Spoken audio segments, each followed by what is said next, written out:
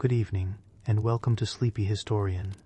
Tonight we are going to travel slowly into a city that was already ancient, while many of the stories we now associate with Greece were still unfolding. A city of temples and marketplaces, a city of ships and workshops, a city of merchants, sailors, craftsmen, farmers, travelers, families, servants, and countless ordinary people whose names have long since disappeared. Tonight you do not need to remember their names. You do not need to memorize dates. You do not need to follow every historical detail. Instead, allow the ancient city to appear gradually, one quiet moment at a time. If you are already comfortable, settle a little deeper into your surroundings. Adjust your blanket if you need to. Let your shoulders relax. Allow your breathing to slow, find its own natural rhythm. There is nowhere you need to hurry, and there is nothing you need to accomplish before the story ends. If you enjoy these slow journeys through the quieter corners of history, you are welcome to like the video, subscribe to Sleepy Historian, and return whenever you would like another peaceful walk into the past. For now, though, let the modern world become a little more distant. Imagine that the electric lights have disappeared, the engines have stopped. There are no distant cars moving along a road, no refrigerator humming quietly in another room, no glowing screen waiting for your attention. Instead, there is darkness, stone, wood, smoke, and somewhere nearby, the faint sounds of people beginning another ordinary day. You are in Corinth, and the first thing you may discover is that living here was probably much less glamorous than the city's reputation might suggest. When we hear the name Corinth, it is easy to imagine magnificent temples, wealthy merchants, ships arriving from distant shores, busy marketplaces, religious festivals, elegant households, and travelers passing through one of the most important cities of the ancient Greek world. All of those things belong to Corinth. But most people did not experience the city from a distance. They experienced it from inside their own daily routines. Corinth was not simply a famous city. It was where you woke up, where you carried water, where you prepared food, where you worked, where you bought things, where you repaired things, where you repaired things, where you worried about money, where you raised children, where you grew tired, and where you eventually went to sleep, only to begin again the following morning. For most people, the ancient city was not a monument. It was home. Perhaps you wake now inside a modest household. The bedding beneath you is firm. The room is still cool from the night. There is very little light. Someone nearby is already awake. You hear the faint movement of a vessel being lifted. A quiet footstep. The soft scrape of a wooden object against the floor. Perhaps a fire is being prepared. Perhaps someone is already thinking about the day's food. Outside, the darkness has begun to thin. Morning is approaching. You sit up, and before you have even stepped outside, you begin to understand something important about ancient life. Almost everything requires effort. Water does not simply appear beside your bed. Food does not arrive ready to eat. Light does not appear when you touch a switch. Warmth does not come from a machine. The ordinary conveniences that modern people barely notice simply do not exist. Water has to come from somewhere. It has to be collected. It has to be carried. It has to be stored, and every container has weight. A simple trip for water can therefore become physical work. The same is true of food. A loaf of bread may appear simple when it rests on a table, but before that bread can be eaten, grain must be cultivated, harvested, processed, ground, prepared, and baked. Someone has to do every part. Someone's hands, someone's time, someone's strength. Ancient life is full of these hidden distances. The distance between the field and the kitchen, between the water source and the household, between the harbor and the marketplace, between raw materials and finished goods, between waking in the morning and finally sitting down to eat. When you live inside that system, none of it feels ancient. It simply feels normal. That may be one of the strangest things about visiting the past. The people of Corinth did not wake up thinking that they were living in a historical period. They did not know that thousands of years later, strangers would study the remains of their streets. They did not know that archaeologists would uncover fragments of their pottery, buildings, tools, roads, and household objects.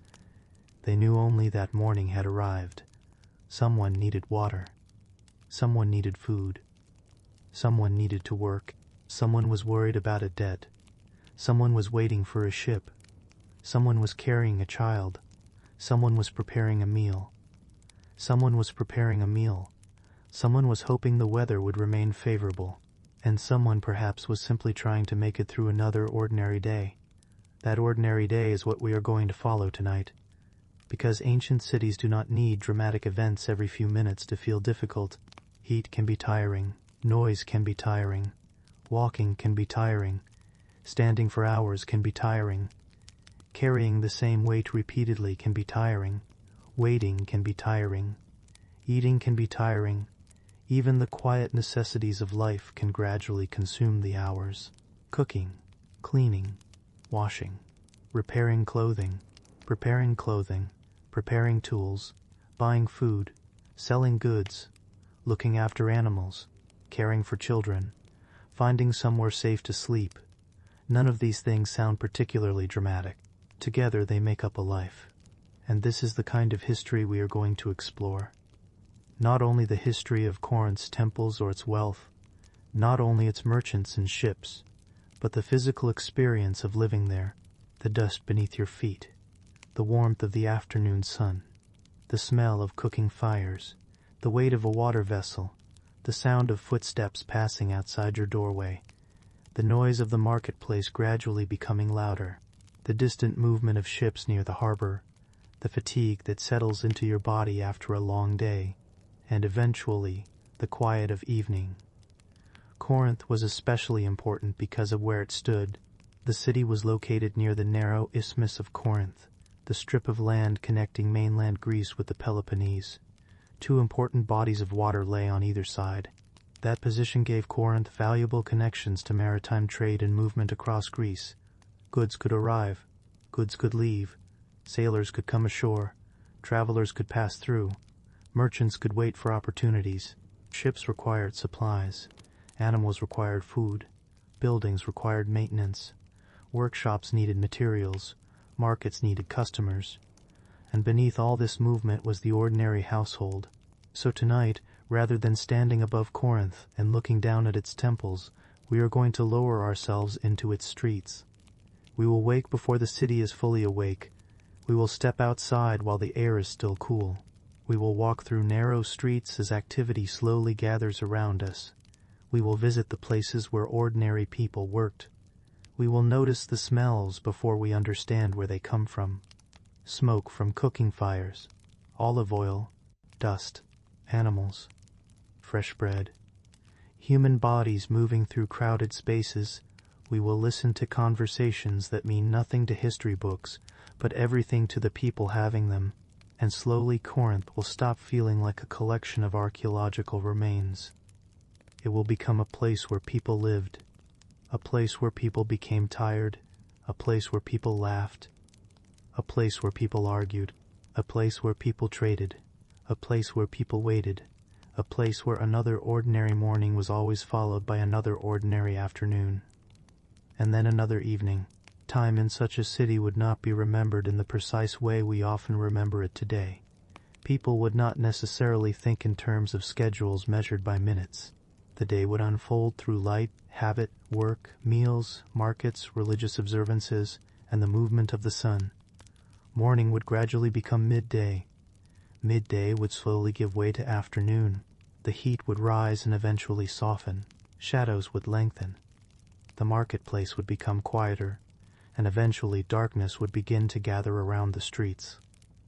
There would be no sudden transformation, just the gradual ending of another day. As you listen tonight, you may drift in and out. Perhaps you will imagine the marketplace for a few moments before your attention wanders somewhere else. Perhaps you will hear about the harbor and picture ships resting on the water. Perhaps you will lose track of the story while thinking about the sound of footsteps against stone. That is perfectly fine. There is no need to hold on to every detail. Corinth will continue without you. The streets will remain. The households will wake, the market will open, the workers will begin again, and the city will continue its slow rhythm. So allow yourself to become comfortable. Let the modern room around you grow quieter. Imagine instead that you are lying inside a simple Corinthian household. The air is cool. The darkness is beginning to fade. Someone nearby is moving quietly. A vessel is lifted. A door opens. A small fire begins to glow. Outside, one person is already awake, then another, then another. The city is beginning before you are quite ready for it. Above the rooftops, the dark slopes of Ancient Corinth rise against the early sky. You cannot see everything yet. The streets remain quiet enough for individual sounds to stand out. A footstep, a voice, an animal shifting its weight, the scrape of something being moved across stone. You take a slow breath, you sit up. For one brief moment, before the work of the day begins, you are simply there, not visiting Corinth, not studying Corinth, living in it. And now, very slowly, you are going to step outside. You sit for a moment before standing. The room is still dim, although the darkness has begun to soften around the doorway. There is no sharp division between night and morning here. No electric light suddenly filling the room, no clock telling you that it is time to get up. Instead, morning arrives gradually. A little gray light finds its way through the opening. You can make out the shape of a vessel near the wall, a folded piece of cloth, a wooden object whose purpose you know because you have seen it many times before. The room is small and there is no reason to hurry, but someone else is already awake.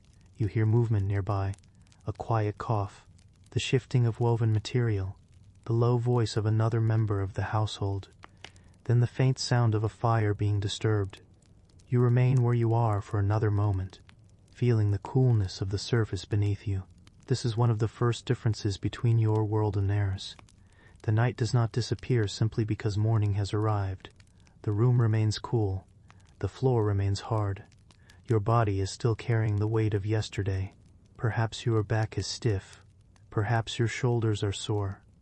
Perhaps your feet remember the long hours spent standing or walking. You do not need to be old to feel this. You only need to have worked. And in Corinth, work is already waiting. The household around you is not a place of complete privacy. People live close to one another. Rooms serve several purposes. Activities overlap. Voices travel. Cooking smells travel. Smoke travels. Smoke travels. The home is not a sealed private world separating you from everything outside. It is part of the neighborhood, part of the street, part of the larger rhythm of Corinth. You begin to prepare yourself for the day. Your clothing is simple if you are living an ordinary life. Fabric has value because producing it requires labor. It must be spun, woven, repaired, cleaned, and sometimes dyed. A piece of clothing may remain in use for a long time, so you do not dress casually in the modern sense. You put on something that belongs to the practical rhythm of your life. The cloth has a familiar feel. Perhaps it is slightly rough. Perhaps it has been washed many times. Perhaps there is a place where it has been repaired. You know these small imperfections because you have lived with them. Someone in the household may already be preparing food. The first smells are faint. Grain, smoke, perhaps olive oil. Something warm beginning to cook. Food in an ancient household does not appear because somebody has simply decided what sounds good that morning. It depends on what has been stored, what has been purchased, what is available, what can be spared, and who is doing the work. A simple meal still requires preparation. Someone must reach for the grain. Someone must grind it. Someone must prepare the fire. Someone must bring water. Someone must clean the vessels. The meal you will eventually eat may be simple, but simplicity does not mean that it requires no effort. Much of ancient life is like this. The finished object looks ordinary. The work required to produce it is almost invisible. You stand now. Your feet meet the cool floor. For a moment you simply balance yourself. Then you move. There is no rush, but there is purpose. Outside the home, Corinth is beginning to wake. The city occupies an important position in the Greek world. It sits on the isthmus, the narrow land bridge connecting the mainland with the Peloponnese. This geography has shaped the city for generations. People come here because they have somewhere else to go. Goods come here because they are moving somewhere else. Ships use the nearby harbors. Merchants watch prices. Workers wait for work. Travelers search for food and shelter. And households like yours exist inside this much larger movement. But from inside the house, geography can seem very distant. You are not thinking about the strategic importance of the isthmus. You are thinking about breakfast. You are thinking about work. You may be thinking about whether there is enough food left for later. You may be thinking about a person who has not returned home. You may simply be wondering whether the day will be unusually hot.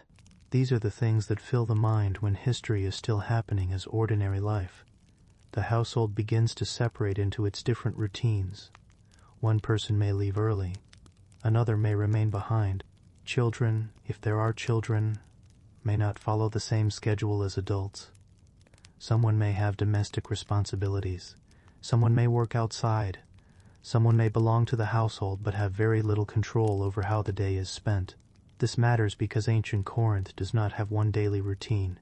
There are many: a wealthy citizen, a craftsperson, a laborer, a merchant, a sailor, a woman managing household responsibilities, a child, a foreign resident, a freed person, and an enslaved person could all wake beneath the same morning sky and experience completely different versions of the same city.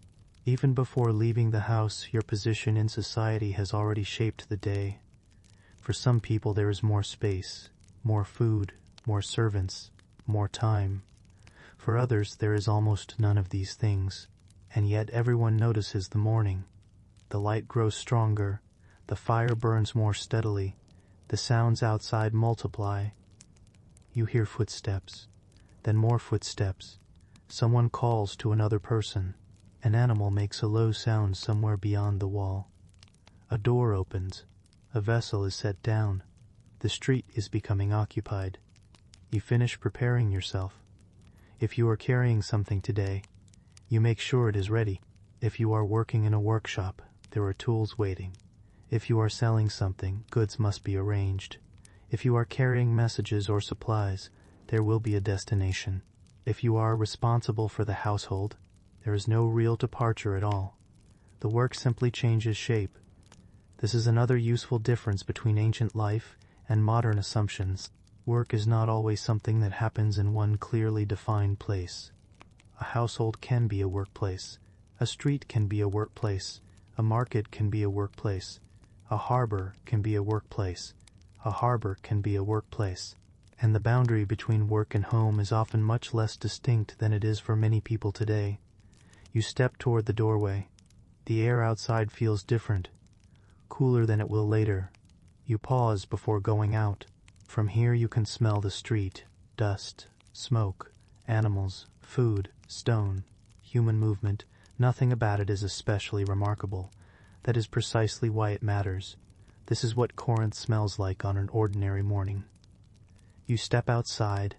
The street is not empty. There are people moving carefully through the early light. Some carry baskets, some carry vessels. Someone is leading an animal. Another person walks with the relaxed pace of someone who has nowhere urgent to be. You pass close enough to notice faces, but not closely enough to know their stories. You may recognize some. The city is large, but not every face is unfamiliar. A neighbor, a familiar seller, someone who works nearby, someone who has lived on the same street for years. This is how a city becomes home, not through its monuments, through repetition. You know where the ground is uneven. You know which doorway belongs to which household. You know where the street becomes narrower. You know where shade remains longest in the afternoon. You know where you can find certain goods. You know who is likely to be awake early. And perhaps you know which route is easiest when you are carrying something heavy. These details would not appear in the grand histories of Corinth, but they would be part of your memory. You walk farther. Behind you the household continues without you. The morning meal is being finished. The fire remains alive. Someone is cleaning. Someone is preparing for another task. and ahead of you the city opens gradually. The streets become busier. The sounds become layered. The quiet of the earliest morning is disappearing. You are now part of the movement. You pass beneath the rising light. Your feet begin to feel the ground. Your body begins to wake properly. And somewhere ahead is the first task of the day. Perhaps it involves work, perhaps food, perhaps water. Most likely in one form or another, it involves both. Because before Corinth can become the famous city remembered by history, it has to become a functioning city again this morning. And that means that someone has to carry the water. You continue down the street, carrying the thought of water with you. It is a simple thing to think about. Water. But in Corinth, as in other ancient cities, water is never entirely separate from work. You cannot simply turn a handle and listen for the brief rush of something that has traveled unseen through pipes beneath the ground. Water has to be found. It has to be collected. It has to be collected. And then once it reaches the household, it has to be used carefully. You walk a little farther. The morning is still relatively cool, but you already know that the streets will feel different later. The stones will warm. The dust will become lighter and drier. Shadows will shorten. The body will notice the sun. For now, though, there is a gentle freshness in the air. You pass between walls that are close enough to shade parts of the street. The city is not laid out for the convenience of a modern pedestrian. There are uneven surfaces, narrow passages, places where people gather, places where animals have passed, places where water has collected after rain and then dried again, leaving the ground marked with traces of yesterday's weather. The street is a working surface. It carries people, animals, carts, goods, waste, dust, and water. Every movement leaves something behind, and every morning the city begins again. You notice someone carrying a large vessel. The vessel is not particularly remarkable. It is simply a container, but when it is full, it becomes heavy. You watch the person adjust their grip. Perhaps they are accustomed to it. Perhaps the weight is familiar enough that the body has learned how to compensate. The shoulder settles. The arm changes position. The steps become shorter. This is how physical work becomes part of ordinary life. You do something often enough, and eventually you stop thinking about the mechanics of it. You simply carry. You walk. You return. The ancient city is filled with these small repetitions. Some water would have come from wells, springs, cisterns, fountains, and other sources depending on the location and period. Corinth had access to important water resources, and the city developed systems for collecting and distributing water. But having a water system does not mean that water appears effortlessly inside every household. Access still depends on where you live, what facilities are available, and who was doing the carrying. A wealthy household can arrange labor differently from a poor one. Someone with servants does not experience a water source in quite the same way as someone who must carry the vessel personally. The water itself is the same. The experience is not. You reach a place where several people are gathering. There is conversation. Quiet at first, then a little louder as more people arrive. This is not a grand social occasion. It is simply part of the morning. People wait. People talk. People watch.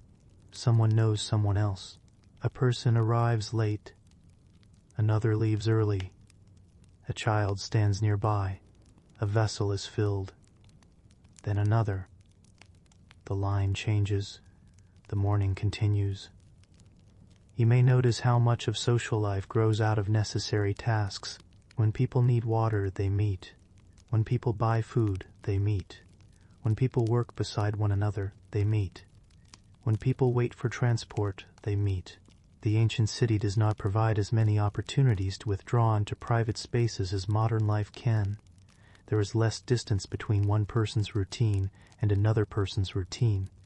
You know when the neighbor is awake. You hear when someone is cooking. You may hear a disagreement through a wall. You may smell someone's fire. You may see who leaves early and who returns late. Life is close. Sometimes that closeness is comforting. Sometimes it is simply tiring. You continue walking. The sun is higher now. The light is changed. The walls that looked cool and gray earlier have begun to take on warmer tones. The first warmth reaches your face. You walk through a patch of sunlight and feel it immediately. The body notices the difference.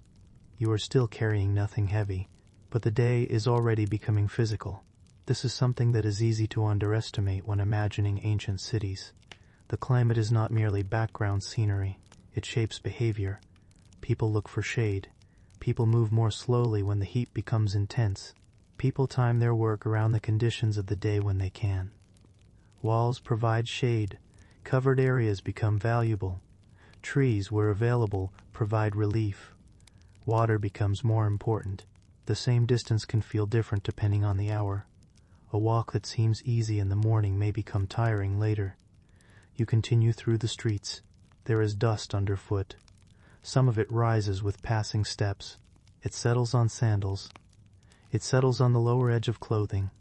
It finds its way into corners. The city is not dirty in every moment, and it is not permanently covered in filth, as some modern imagination suggests. But neither is it clean in the modern sense. There are no sealed roads, no hidden waste systems carrying everything away from sight, no mechanical cleaning crews appearing each morning. Maintenance depends on people. A street can be cleared, a drain can be maintained, waste can be removed, but the environment remains visibly physical. You see where things go. You smell where things have been. The boundaries between clean and unclean are less controlled. An animal passes close to you. Its hooves disturb the dust.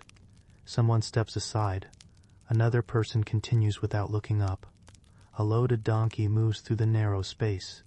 You wait. Then the way opens again. Nothing dramatic has happened. You have simply lost a few moments waiting for an animal to pass. But ancient life contains thousands of these small interruptions. A crowded street, a broken wheel, a person standing where you need to walk, a vessel that must be repaired, a load that takes longer to move, a conversation that delays an errand. Time is less controlled. You cannot always make the world move at your preferred speed. You continue. Ahead, the city becomes more active. You can hear more voices now. The sound of work is becoming noticeable. Metal against metal, wood against stone, a hammer, a cart, a vessel being placed down, someone calling to another person. You are beginning to approach the areas where commerce and labor overlap. But before you reach them, there is another thing you notice. The mountain. Ancient Corinth rises above the city. From many places it becomes a familiar presence. You do not need to stop and admire it. You have seen it countless times. It is simply there, a fixed shape above the moving city. People change, goods change, bids change, buildings are repaired, children grow, workers become old. Merchants arrive and leave, but the great rock remains. For someone living in Corinth, it is not necessarily a tourist attraction. It is part of the horizon, part of the geography you have learned without thinking. You know where it is when you turn your head. You know how the light falls across it. You may know how it looks in summer and how it looks after rain. The ancient world is full of such familiar things. A hill, a road, a fountain, a doorway, a workshop, a particular tree, a place where you regularly meet someone. These landmarks create a mental map. You do not need written directions. You know the city through repetition, and as you walk, you realize that water is only one part of the effort required to keep this place alive. Someone has to bring grain. Someone has to grind it. Someone has to bake. Someone has to bake. Someone has to repair roofs. Someone has to make pottery. Someone has to move cargo. Someone has to feed animals. Someone has to clean. Someone has to carry. Every visible part of Corinth rests on invisible repetition. The temple requires labor. The marketplace requires labor. The harbor requires labor. The household requires labor. Even rest requires preparation. You continue toward the busier part of town. The sun is climbing. The coolness of early morning is beginning to disappear. Your feet are warmer now. The dust clings more easily, the sounds around you are louder. And somewhere nearby, someone is already selling food. You can smell it before you see it. Bread, olives, perhaps fish, perhaps something cooked slowly over a small fire. You follow the smell without quite meaning to. The street opens ahead. People are gathering. The market is becoming busy. And Corinth, which only a short time ago seemed to be waking, is now fully awake. The smell of food becomes stronger as you approach the marketplace. You do not have to ask where you are going. The movement of people tells you. There are more voices now, more footsteps, more animals, more vessels being carried from one place to another. The morning has become busy, and yet if you stand still for a moment, you can see that the marketplace is not one single thing. It is many small activities taking place beside one another. A person is buying grain. Another is selling pottery. Someone is carrying a basket. A merchant is speaking with a customer. A worker is waiting for instructions. A traveler is trying to understand where something can be found. Someone has arrived with goods from farther away. Someone else is hoping to sell what they produce nearby. The marketplace is a place of exchange. But exchange does not necessarily mean wealth. It means need. Someone needs food. Someone needs a container. Someone needs cloth. Someone needs oil. Someone needs a tool repaired. Someone needs an animal fed. Someone needs to sell something because they need money, and someone else has enough to buy it. This is the quiet machinery of a city. You move slowly through the crowd. The ground beneath your feet is uneven. You avoid stepping into the path of a passing animal. Someone brushes past you. You step aside. A voice rises briefly above the others, then disappears into the general sound. You look at the goods around you. There is grain. For many households, grain is the foundation of the diet. It can become bread. It can become porridge. It can be prepared in different ways, depending on what a household can afford and what is available. You notice sacks and containers holding food.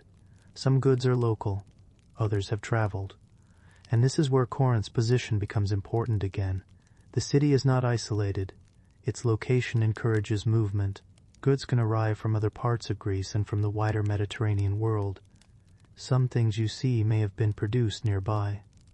Others have traveled by sea. Others may have passed through several hands before reaching this particular stall. A vessel containing oil may have been filled somewhere far from here. A piece of pottery may have been made in a nearby workshop. A fish may have been caught that morning. A piece of cloth may represent days of labor. The marketplace brings all of these histories together for a moment. Then someone buys them, and they disappear into another household. You pause near a cellar. Perhaps you are interested in food. You look. You compare. You think about the amount of money available. This is an ordinary decision, but it has consequences. If you spend more today, there may be less later. If you buy something cheaper, it may not be as satisfying. If prices have changed, you have to adjust. Ancient people were not strangers to this kind of calculation. They understood value. They understood scarcity. They knew that a coin spent in one place could not be spent somewhere else. For a wealthy household, these decisions could be relatively easy. For a poor household, they could occupy much more of the mind. You may know exactly how much grain remains at home. You may know how much you earned yesterday. You may know when the next payment is expected. And you may know that an unexpected expense can disturb the entire household. There is no comfortable distance between economics and daily life. Economics is the food in front of you. It is the sandals on your feet. It is the roof above you. It is whether you can afford to replace a broken vessel. It is whether you can take a day away from work. It is whether someone in the household can rest when they are sick. The marketplace therefore carries a quiet pressure. No one needs to announce it. You can feel it in the way people handle their purchases. You watch someone inspect an item carefully. They turn it over. They ask a question. They listen to the answer. They decide. The transaction is complete. The seller turns to someone else. The buyer walks away. Nothing dramatic has happened. But a small part of one household's resources has moved into another person's hands, and this happens all around you, again and again and again. You continue walking. There are workshops nearby. Corinth is known for its craftsmanship, including pottery and metalwork, and skilled production is part of the city's economic life.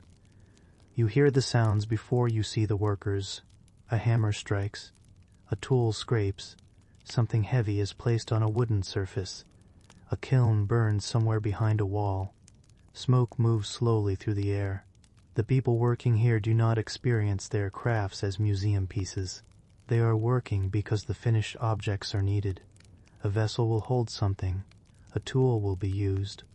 A piece of pottery may be sold to a household. A decorated object may be purchased by someone with more money. The same workshop can produce things for different levels of society. You pass a craftsman whose hands are covered with traces of his work. Perhaps he has been doing this for years. His movements are efficient. He does not need to think about every motion. His body remembers. This is another kind of knowledge. Not written knowledge. Not something that appears in a book. Knowledge stored in the hands. You watch him work for a while. Then you move on. A porter passes carrying a heavy load. His posture changes beneath the weight. He takes a careful step, then another. You can see the effort. Perhaps he has done this many times today. Perhaps he will do it many more. The marketplace depends on people like him. Goods do not move by themselves. An amphora does not walk from a ship to a storage room. Grain does not carry itself from a cellar to a household. Stone does not move from a quarry to a building site. Every movement requires bodies, and some bodies spend much of their lives moving things for other people. You continue through the crowd. There are merchants who have traveled considerable distances. There are sailors who may have recently arrived. There are local residents who know the streets well. There are foreigners who may be living in Corinth temporarily or for much longer. There are people who belong here by birth. There are people who are still learning the city. From your position in the crowd, you may not immediately know who is who. Everyone is moving through the same physical space, but their reasons are different. A sailor may be looking for supplies. A merchant may be calculating profit. A household worker may be buying food. A wealthy customer may be purchasing something unnecessary. A laborer may be searching for another day's employment. The marketplace contains all of them. This is one of the reasons cities can feel so alive. Not because everyone is enjoying themselves, because everyone needs something. The noise continues. You hear bargaining. The exact words disappear into the general sound. A seller gestures toward an object. A customer shakes their head. Someone laughs. Someone complains. Someone waits patiently. Someone becomes impatient. Then the moment passes. You walk farther. The sunlight is stronger now. The shade beneath awnings and overhangs has become valuable. You instinctively choose the cooler side of the street. The wall feels warm when you pass close to it. The smell of cooking remains in the air. So does dust. And now you notice something else. Fatigue. Not severe. Not yet. Just the first small awareness that the morning has already lasted for hours.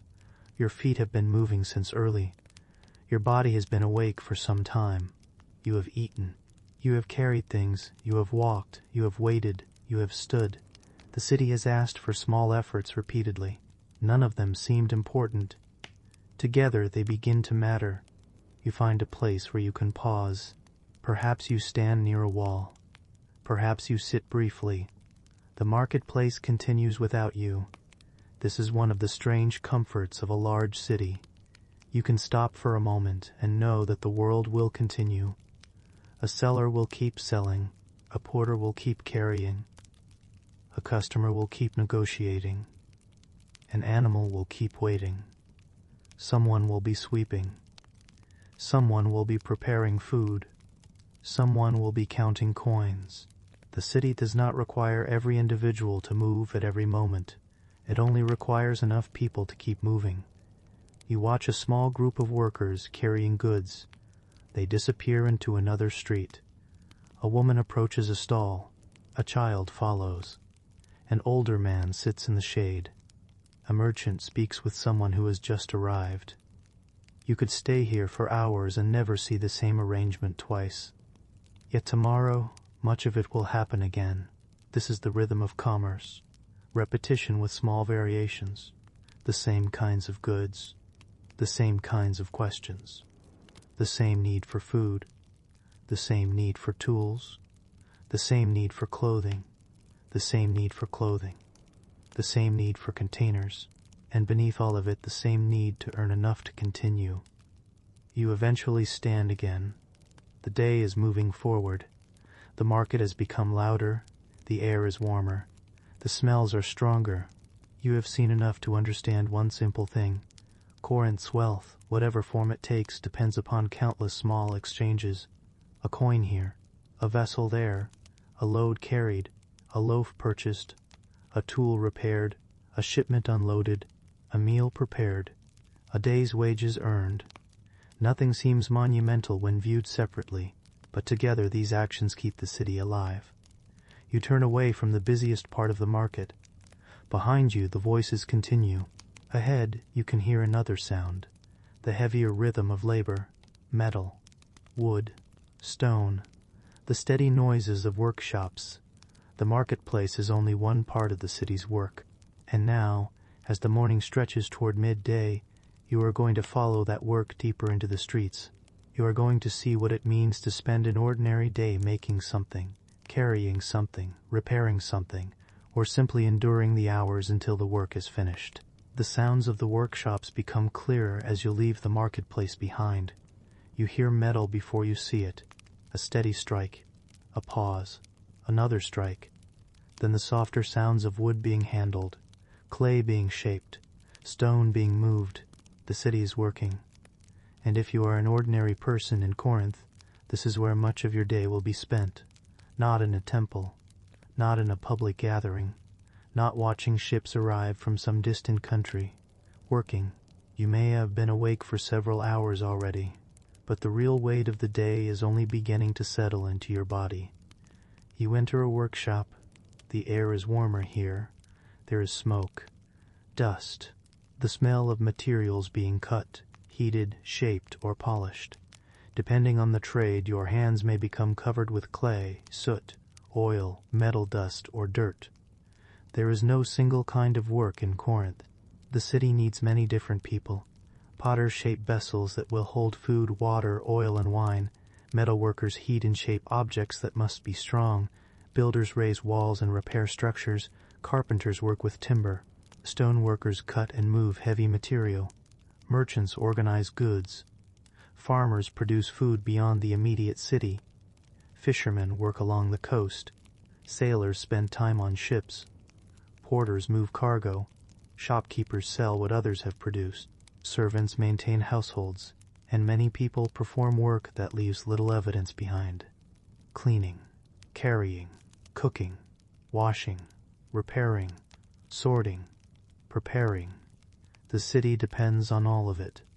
You begin your own task. Perhaps it is something you have done so many times that your hands know what to do before your mind considers it. This is one of the quiet forms of skill.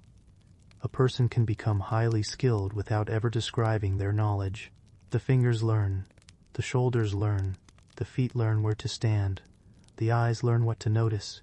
You repeat the same movement, then another, then another.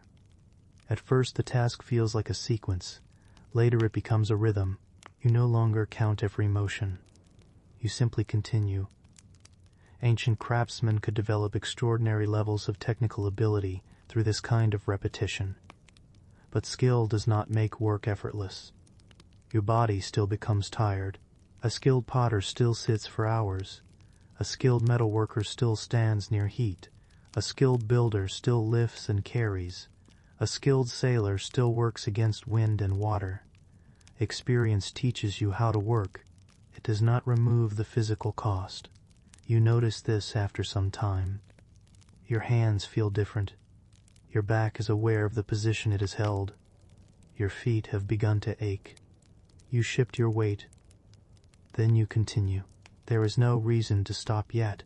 Someone beside you keeps working. A tool is passed, something is adjusted, a brief conversation takes place.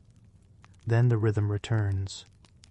Work in an ancient city can feel strangely quiet when imagined this way. Not quiet because there is no noise. Quiet because nobody is performing for an audience. People are simply doing what needs to be done. The hammer strikes because the hammer must strike. The clay turns because the vessel is not finished. The load is carried because it needs to reach the other side of the street. The wall is repaired because a damaged wall eventually becomes a larger problem. There is no dramatic soundtrack, there is only necessity, and necessity is very good at repeating itself. You continue working. The sun moves higher. The workshop becomes warmer. If you are near a fire, the heat gathers quickly. Your skin becomes warm. Smoke clings to your clothing. You blink occasionally when it becomes too strong. The outside air may be brighter, but inside the workshop the light is broken by walls, roofs, and openings. Your eyes adjust. You know the space. You know where everything belongs. That familiarity is important. A modern person might look at the tools and see ancient technology. You would see equipment. You would know which tool belongs to which task. You would know which one is reliable. You would know which one has been repaired. You would know what can be done quickly and what requires patience. Technology does not disappear simply because it is simple. A hand tool is still technology. A kiln is still technology. A pulley is still technology. A ship is still technology. Ancient people were not living without technology. They were living with technologies that depended much more heavily on human strength and attention. This is why labor could consume so much of the day. When machines are limited, people become the mechanism. The human body lifts. The human body pulls. The human body pulls. The human body turns. The human body carries. The human body waits. And the body needs food. So even before midday, you may begin to think about your next meal. Not because you are making a culinary decision. Because you are hungry. The body has been spending energy. The morning meal is beginning to feel distant. You may know what you will eat later. Perhaps bread. Perhaps olives. Perhaps legumes. Perhaps something simple prepared at home. If you are fortunate. Perhaps something simple prepared at home. If you are fortunate. But the meal is not just a pleasant interruption. It is part of the day's maintenance.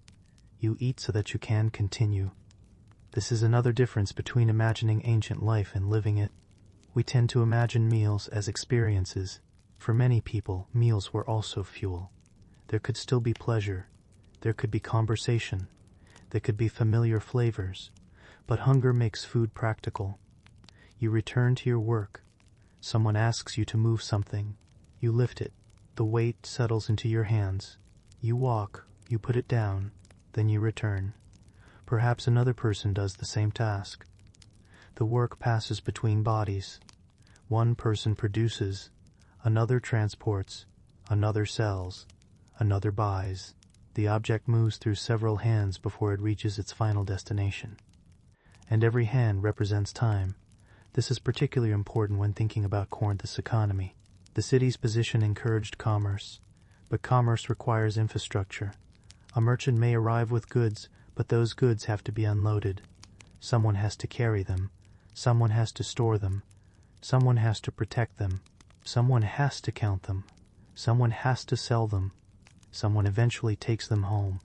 The famous movement of goods across the ancient Mediterranean rests on people whose names are usually forgotten. You may be one of those people. You do not need to be famous. You only need to be necessary. And in Corinth, many people are necessary. Some are free. Some are enslaved. Some own businesses. Some work for others. Some have legal independence. Some have very little control over their own lives. The differences between them matter greatly. An enslaved worker may perform the same physical task as a free worker, while possessing an entirely different relationship to the work. A wealthy household can command labor that another household must perform itself. A person with property has more security than someone who owns almost nothing. These differences are present even when everyone is standing in the same workshop. The city may look equal from a distance. It is not equal up close. You keep working. The morning is now well behind you. You have been doing the same task long enough for time to become less distinct. You glance outside. The light is brighter. The shadows are shorter. The air is warmer. You know without needing a clock that the day is moving toward midday. This is how time often feels when you work with your body. You measure it through hunger, through light, through fatigue, through the position of the sun, through the number of tasks completed. You do not necessarily know the exact hour. You know that it is later. Your body tells you. You pause briefly. Perhaps you stretch your back. Perhaps you rub one hand with the other. Then you return to work. There is still more to do. And somewhere nearby another workshop is doing exactly the same thing. The city is full of people who have been working since early morning. Some will stop soon. Others will continue. Some have another journey afterward. Some have household responsibilities waiting for them. Some will return home only when the light is fading. For now, though, the work continues. The sounds overlap. Hammer, footstep, voice, animal, wood, metal, clay, smoke. The city breathes through its labor, and slowly, beneath the repetition, you begin to notice something. You are tired, not exhausted, not in danger, just tired. The ordinary kind of tiredness that arrives when morning has lasted long enough. Your shoulders are heavier. Your feet want to rest. Your stomach is beginning to remind you that it has been several hours since you ate. You look toward the light outside. Midday is approaching. And with it comes the next practical question. What will you eat? By the time you begin thinking seriously about food, the morning has already taken something from you. Not much, just enough. A little strength spent walking, a little more spent working, more in the constant standing, lifting, carrying, bending, reaching, waiting. You have been awake for hours. Now your body is quietly asking for something in return. Food. In Corinth, as elsewhere in the ancient Mediterranean, food begins with grain for many ordinary households. Grain is dependable when supplies are good. It can be stored. It can be ground. It can become bread, or a simpler cooked meal. It can be stretched, and that last quality matters. A household does not necessarily eat according to what would be most enjoyable. It eats according to what is available. You can imagine a storage jar opened in the morning. There is a certain amount inside. You know approximately how long it should last. You know how much can be used today. You know that tomorrow will come. That simple calculation is part of household life. The grain cannot be treated as though it were endless.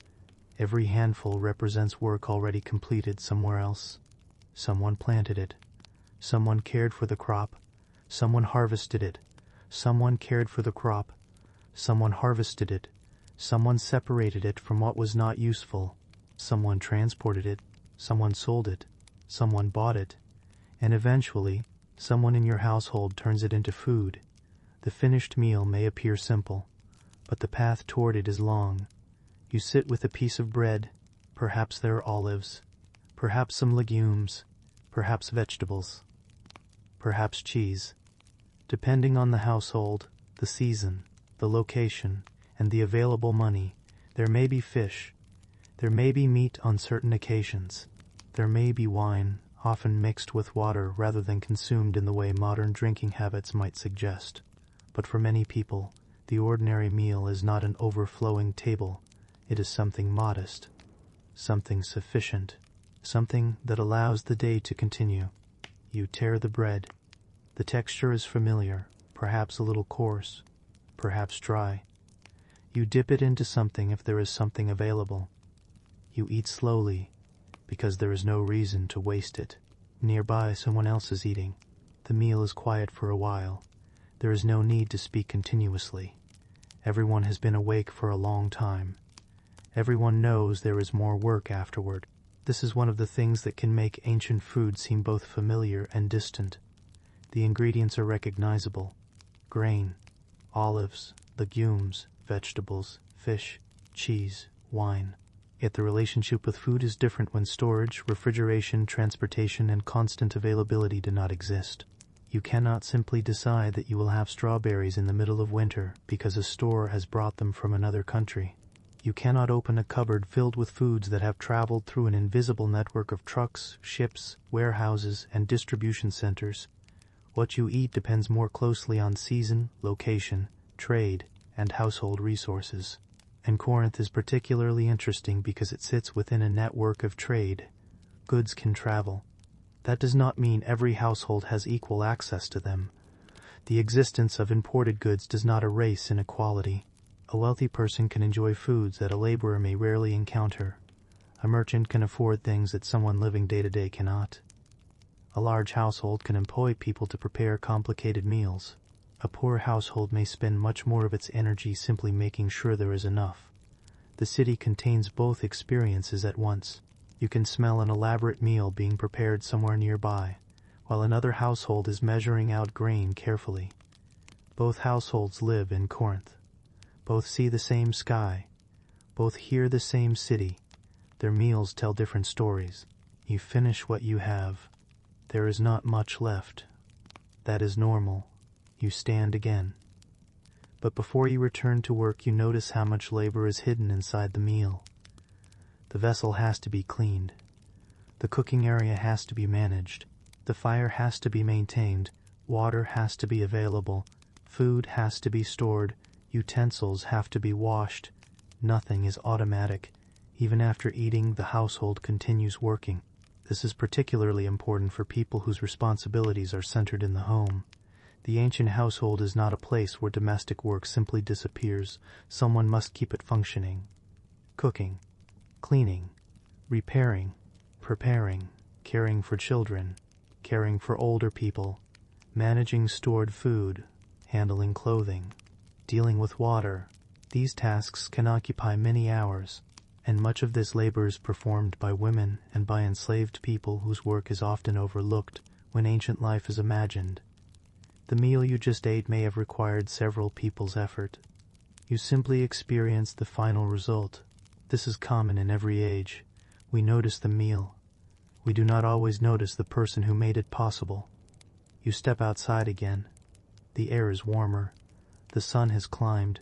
The marketplace continues. But now you notice the smell of food more strongly because you have eaten. A seller is preparing something nearby. A person carries bread away. Someone is transporting jars. The city continues to exchange food. And beneath the movement is another reality, hunger. Not necessarily the dramatic hunger of a person who has eaten nothing for days. Something quieter, the knowledge that food is not guaranteed, the awareness that a household must plan. A poor harvest can affect prices. A disruption in transport can affect supply. Illness can prevent someone from earning. A broken tool can create an unexpected expense. A bad season can stretch household resources. The ancient world is not constantly starving. That would be too simple. But food security is fragile compared with the world many people know today. A household can be comfortable for a time and then become strained. You may have enough this month. You may not be certain about the next. That uncertainty changes how food feels. You do not necessarily waste it. You preserve what can be preserved. You save what can be saved. You use what you have, and you become familiar with substitution. If one thing is expensive, perhaps another can take its place. If meat is unavailable, grain and legumes remain. If fresh food is limited, stored food becomes more important. If there is a good harvest, perhaps the household breathes a little easier. The rhythms of agriculture are never entirely absent from urban life. Even in a city as commercially active as Corinth, food ultimately depends on land, weather, labor, and transport. You look around. People are eating. People are selling. People are carrying. It seems ordinary. And it is. That is what makes it important. The ancient city does not survive on grand ideas.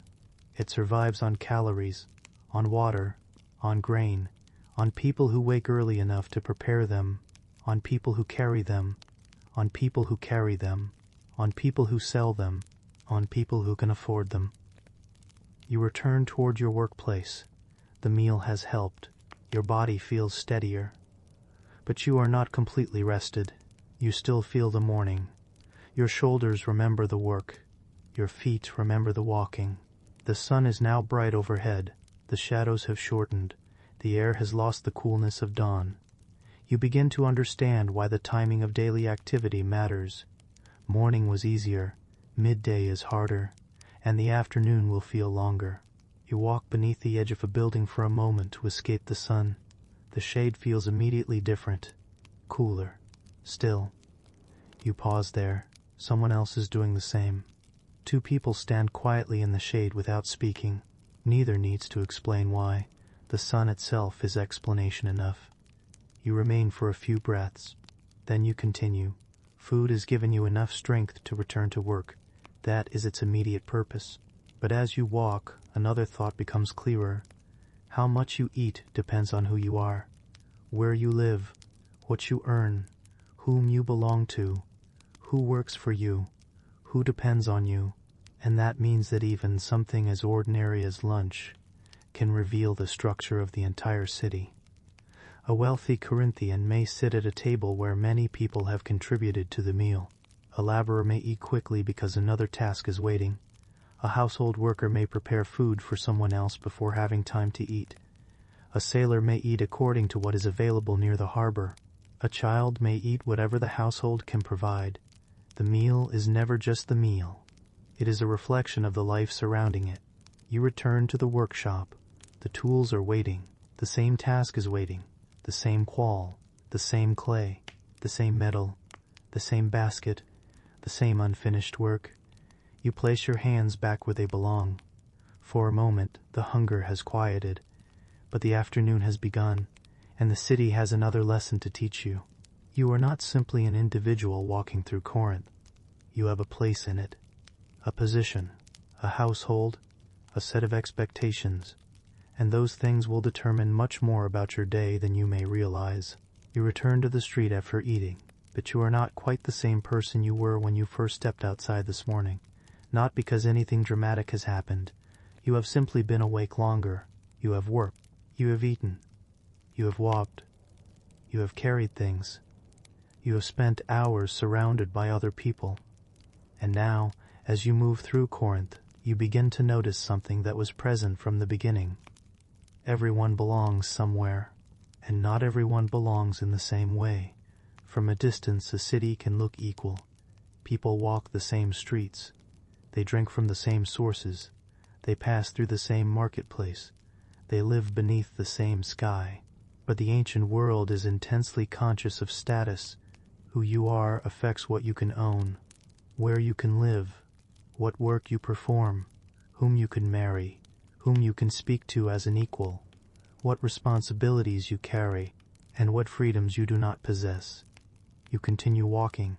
Perhaps you pass a man dressed more carefully than the workers around him. His clothing is cleaner. His sandals are better maintained. Someone accompanies him. You do not need to know his name to recognize that he occupies a different position. He may have property. He may have influence. He may have people working for him. His day is not free from responsibilities, but many of the physical burdens can be transferred to someone else. That difference is enormous. A wealthy person can experience heat without necessarily carrying the heavy load. A wealthy household can have someone else fetch water. Someone else can prepare food. Someone else can clean. Someone else can repair clothing. Someone else can carry goods. This does not mean the wealthy person does nothing. It means that their body is protected from certain kinds of labor, and in an ancient city, that protection is a form of wealth. You pass another person. This person is carrying something. The difference is immediate. The first person gives instructions. The second person performs the task. They may be only a few steps apart, yet their lives are structured differently. Corinth contains many such contrasts. Citizen and non-citizen. Free and enslaved, wealthy and poor, merchant and laborer, landowner and tenant, craftsperson and customer, household head and household worker.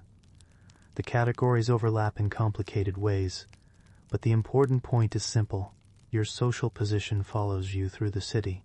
It is not something you can leave behind when you walk through a marketplace.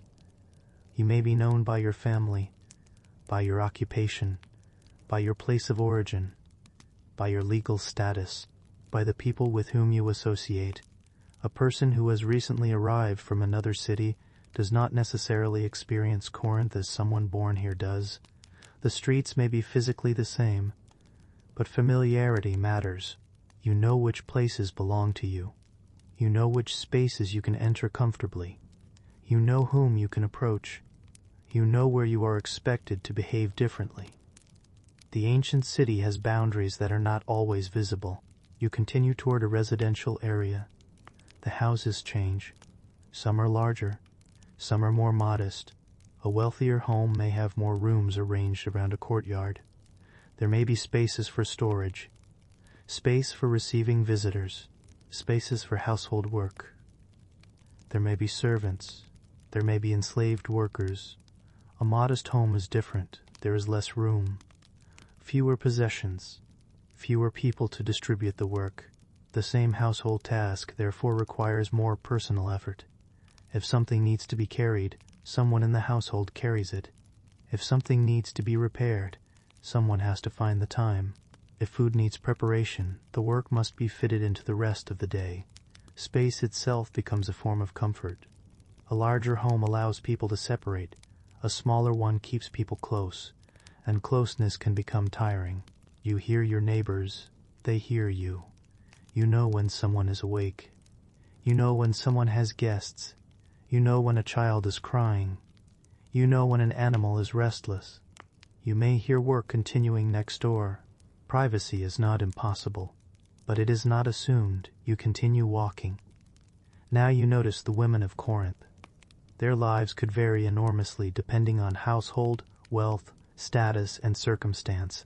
Some women manage domestic responsibilities. Some work. Some participate in economic activity. Some are part of wealthy households where others perform much of the physical labor. Others have little choice but to contribute directly to the work that keeps the household functioning. The idea that there was one universal experience of an ancient Greek woman is too simple. The city is too varied for that. A wealthy woman's daily life could be very different from that of a poor woman. An enslaved woman's experience could be entirely different again. Marriage, family expectations, legal status, and economic position all matter. You might see a woman carrying a vessel, another managing goods, another accompanied by children, another working within a household. They occupy the same city. Their choices are not the same. Children are also everywhere. They are not simply miniature adults, but neither do they live in a world completely separate from work.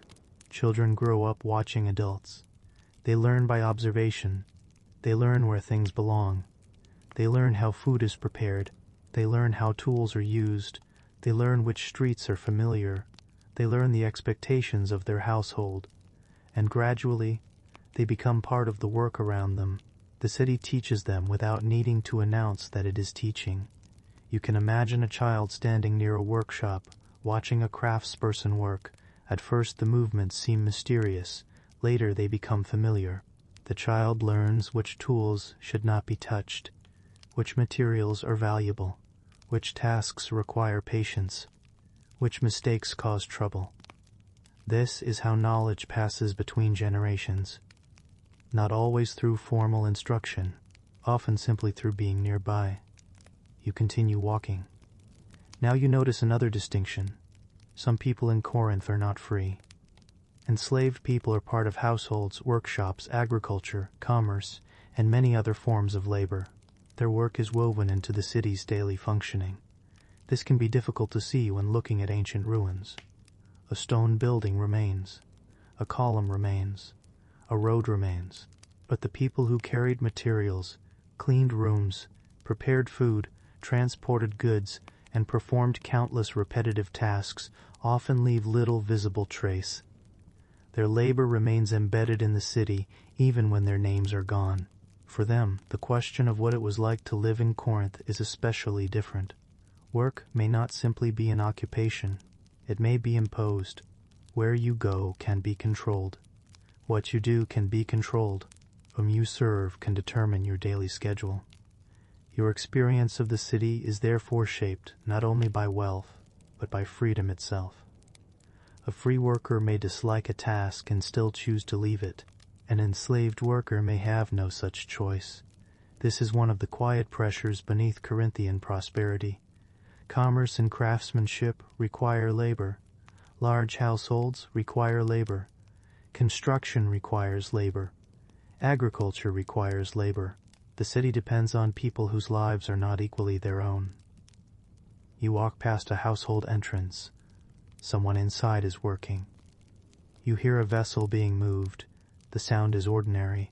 You might not even look toward it, but behind that sound is a person. Someone who has already been awake for hours. Someone whose work may continue after yours is finished. Someone who may eat later than others. Someone whose rest depends on another person's decisions. Ancient cities can appear impressive when viewed through their surviving buildings, but the closer you get, the more you notice unequal burdens. Some people have time, others have almost none. Some can sit in the shade, others must continue working in the sun. Some can choose what to eat, others eat what is available. Some can travel freely, others cannot. Some are surrounded by servants, others are the servants. You continue down the street. The afternoon light has become stronger. Your own body is beginning to notice the heat again. You look for shade without thinking. You find a narrow strip beneath an overhang. Someone else is already there. You stand nearby. For a few moments, neither of you speaks. You are simply two people waiting for the worst of the sunlight to pass. And in this small moment, the great hierarchy of Corinth seems almost invisible. You are both tired, both warm, both waiting, but then the other person stands.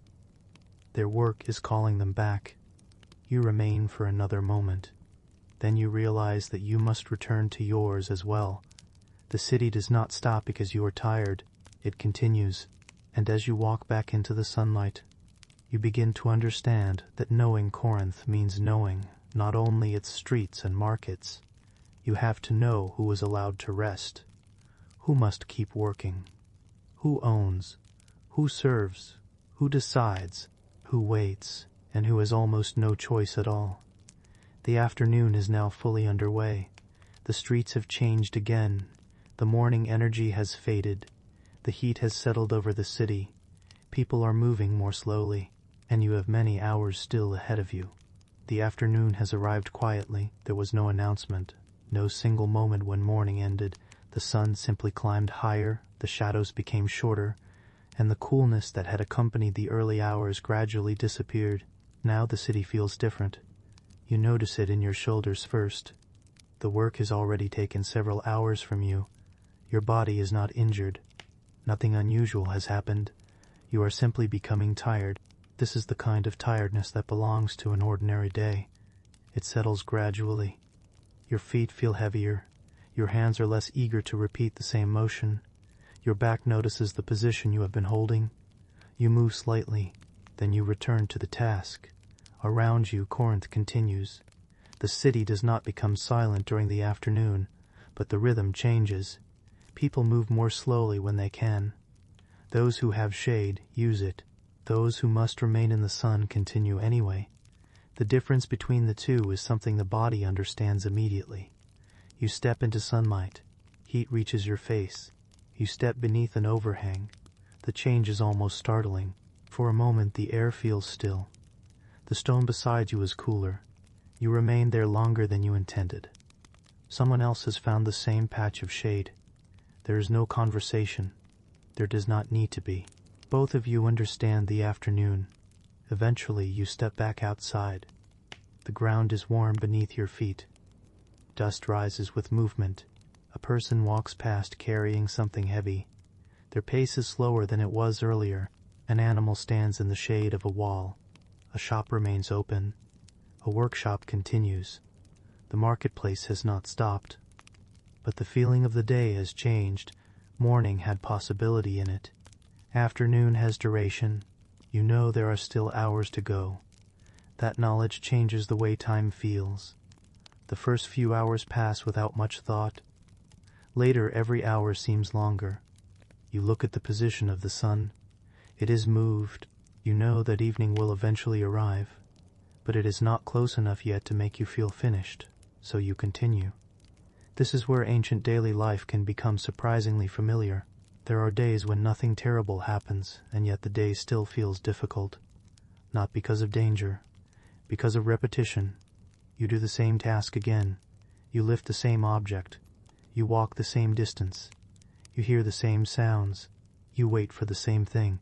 The body begins to notice what the mind has stopped noticing. A shoulder becomes sore. A heel becomes uncomfortable. A hand develops a dull ache. The skin feels warm. You drink water. You pause. Then you return to work.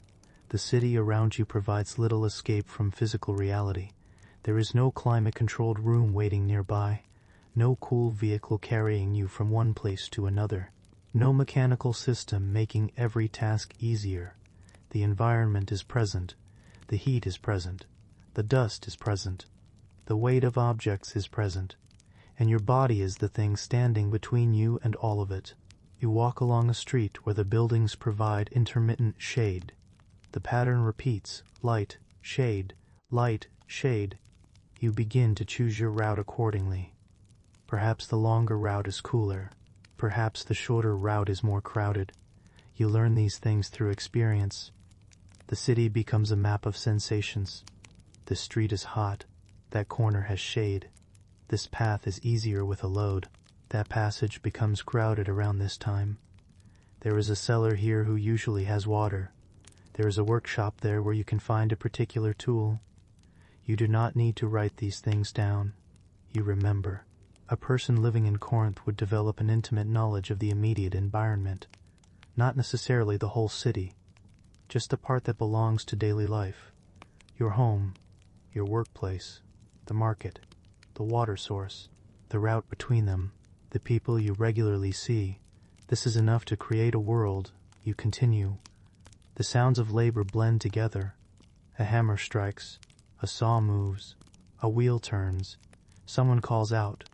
A donkey refuses to move. A child laughs. Then the sound disappears behind a wall. Another begins. The city has no single voice. It is a collection of small noises layered over one another. And because you have been here for hours, your mind stops separating them. They become background. That is when you begin to notice smaller things. The sound of your own footsteps. The feeling of your clothing against your skin. The dryness in your mouth. The warmth of the air. The weight of your hands.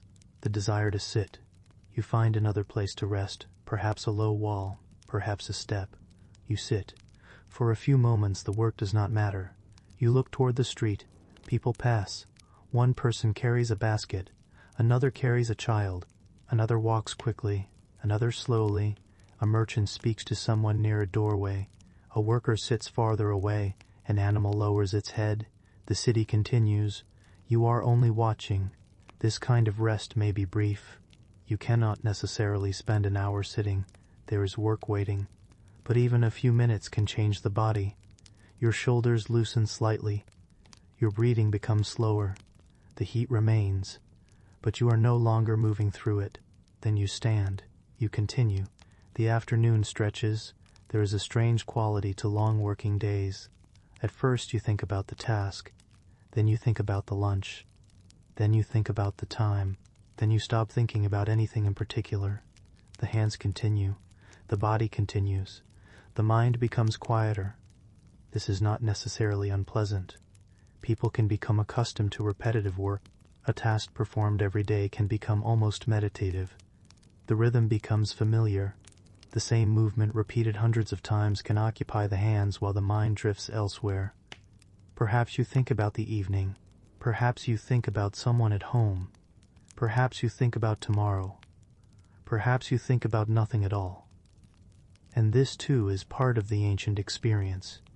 Not every moment was full of historical awareness. People daydreamed. People became bored. People became distracted. People waited for work to finish. The ancient world was not populated by people who constantly felt that they were living in an important age. They had ordinary minds. They became tired. They became impatient. They looked forward to meals. They worried about small things. They remembered conversations. They wondered about tomorrow. The same mental rhythms that exist now existed then. Only the surroundings were different. The sun continues its slow movement. A wall that was brightly illuminated earlier is now partly shaded. The shadow has crossed the surface. You notice, because you have been there long enough to see it happen. This is one of the ways ancient people could experience time, not through glowing numbers, through movement. The shadow moves. The sun changes. The body becomes hungry again. The light turns warmer. Evening approaches. You are still working. The task has not changed much, but your perception of it has. The morning version of you would have noticed more. The afternoon version notices less. You know the work. You know the surroundings. Your movements are automatic. The day has become a sequence. You begin to understand why routine is such a powerful force. Routine makes difficult things manageable. If you had to consciously think about every task, every movement, every journey, the day would feel overwhelming. Instead, you know what comes next. You wake, you eat, you work, you rest, you work again, you return, you eat, you sleep. Tomorrow, much of it happens again. This repetition can be limiting, but it can also be comforting. Knowing what happens next is a form of stability. You may not have control over everything, but you know the path. And in a world where illness, weather, food prices, accidents, and other uncertainties can change a household's circumstances, routine has value. The afternoon continues. The city has not become empty. It has simply settled into its longer rhythm. The people who needed to leave early have already gone. The people who work late are still here. Some shops are open. Some tasks are nearly finished. Others are only halfway done. You hear someone say that they will continue tomorrow. Someone else finishes today. The distinction matters. A task completed means one less thing waiting in the evening. You continue. Your body is tired now. Still not dangerously, just deeply aware of itself. You drink again. The water is precious because it brings relief. You take a slow breath. The air is warm. You look upward. The sky is bright. Ancient Corinth stands where it always stands. The city beneath it is changing minute by minute. And yet, from where you are, it seems almost unchanged. That is the strange nature of an ordinary afternoon. So much is happening, and almost nothing is happening. People are working. People are waiting. People are eating. People are resting. People are moving. And eventually, without any great announcement, the light will begin to soften. You will feel it before you see it. The heat will ease. The shadows will lengthen. The city will begin turning toward evening. But not yet. There are still hours to pass. And somewhere beyond the streets, beyond the workshops and homes, the roads and harbors are carrying people and goods toward Corinth. The city is connected to a world much larger than itself. And that wider world is about to become part of your afternoon. By now the afternoon has settled into the city. The sharpness of morning is gone. The streets are still busy, but you can feel that the day has entered its slower half. The same people who were energetic several hours ago now carry their work with a little more care. You notice this in yourself as well. A movement that seemed effortless earlier now requires a little thought. You lift something, you pause, you continue. The work has become familiar enough that your hands can do it without much attention, leaving your mind free to wander. And perhaps your thoughts turn toward the harbor. Corinth is not simply a city sitting on a piece of land. Its importance comes partly from where that land happens to be. The city lies on the narrow isthmus connecting mainland Greece with the Peloponnese. Nearby are two seas, the Corinthian Gulf to the west and the Saronic Gulf to the east. That geography gives Corinth a peculiar advantage. You do not need to imagine the Mediterranean as a distant blue expanse. It is close. Ships arrive, goods arrive, people arrive, news arrives, and with them come unfamiliar accents, different clothing, foreign objects, and stories from places you may never visit. You walk toward the harbor area. The route takes time. You are not rushing. There is no reason to. The afternoon is warm, and the city seems to stretch between you and the water. Along the way you encounter people carrying goods.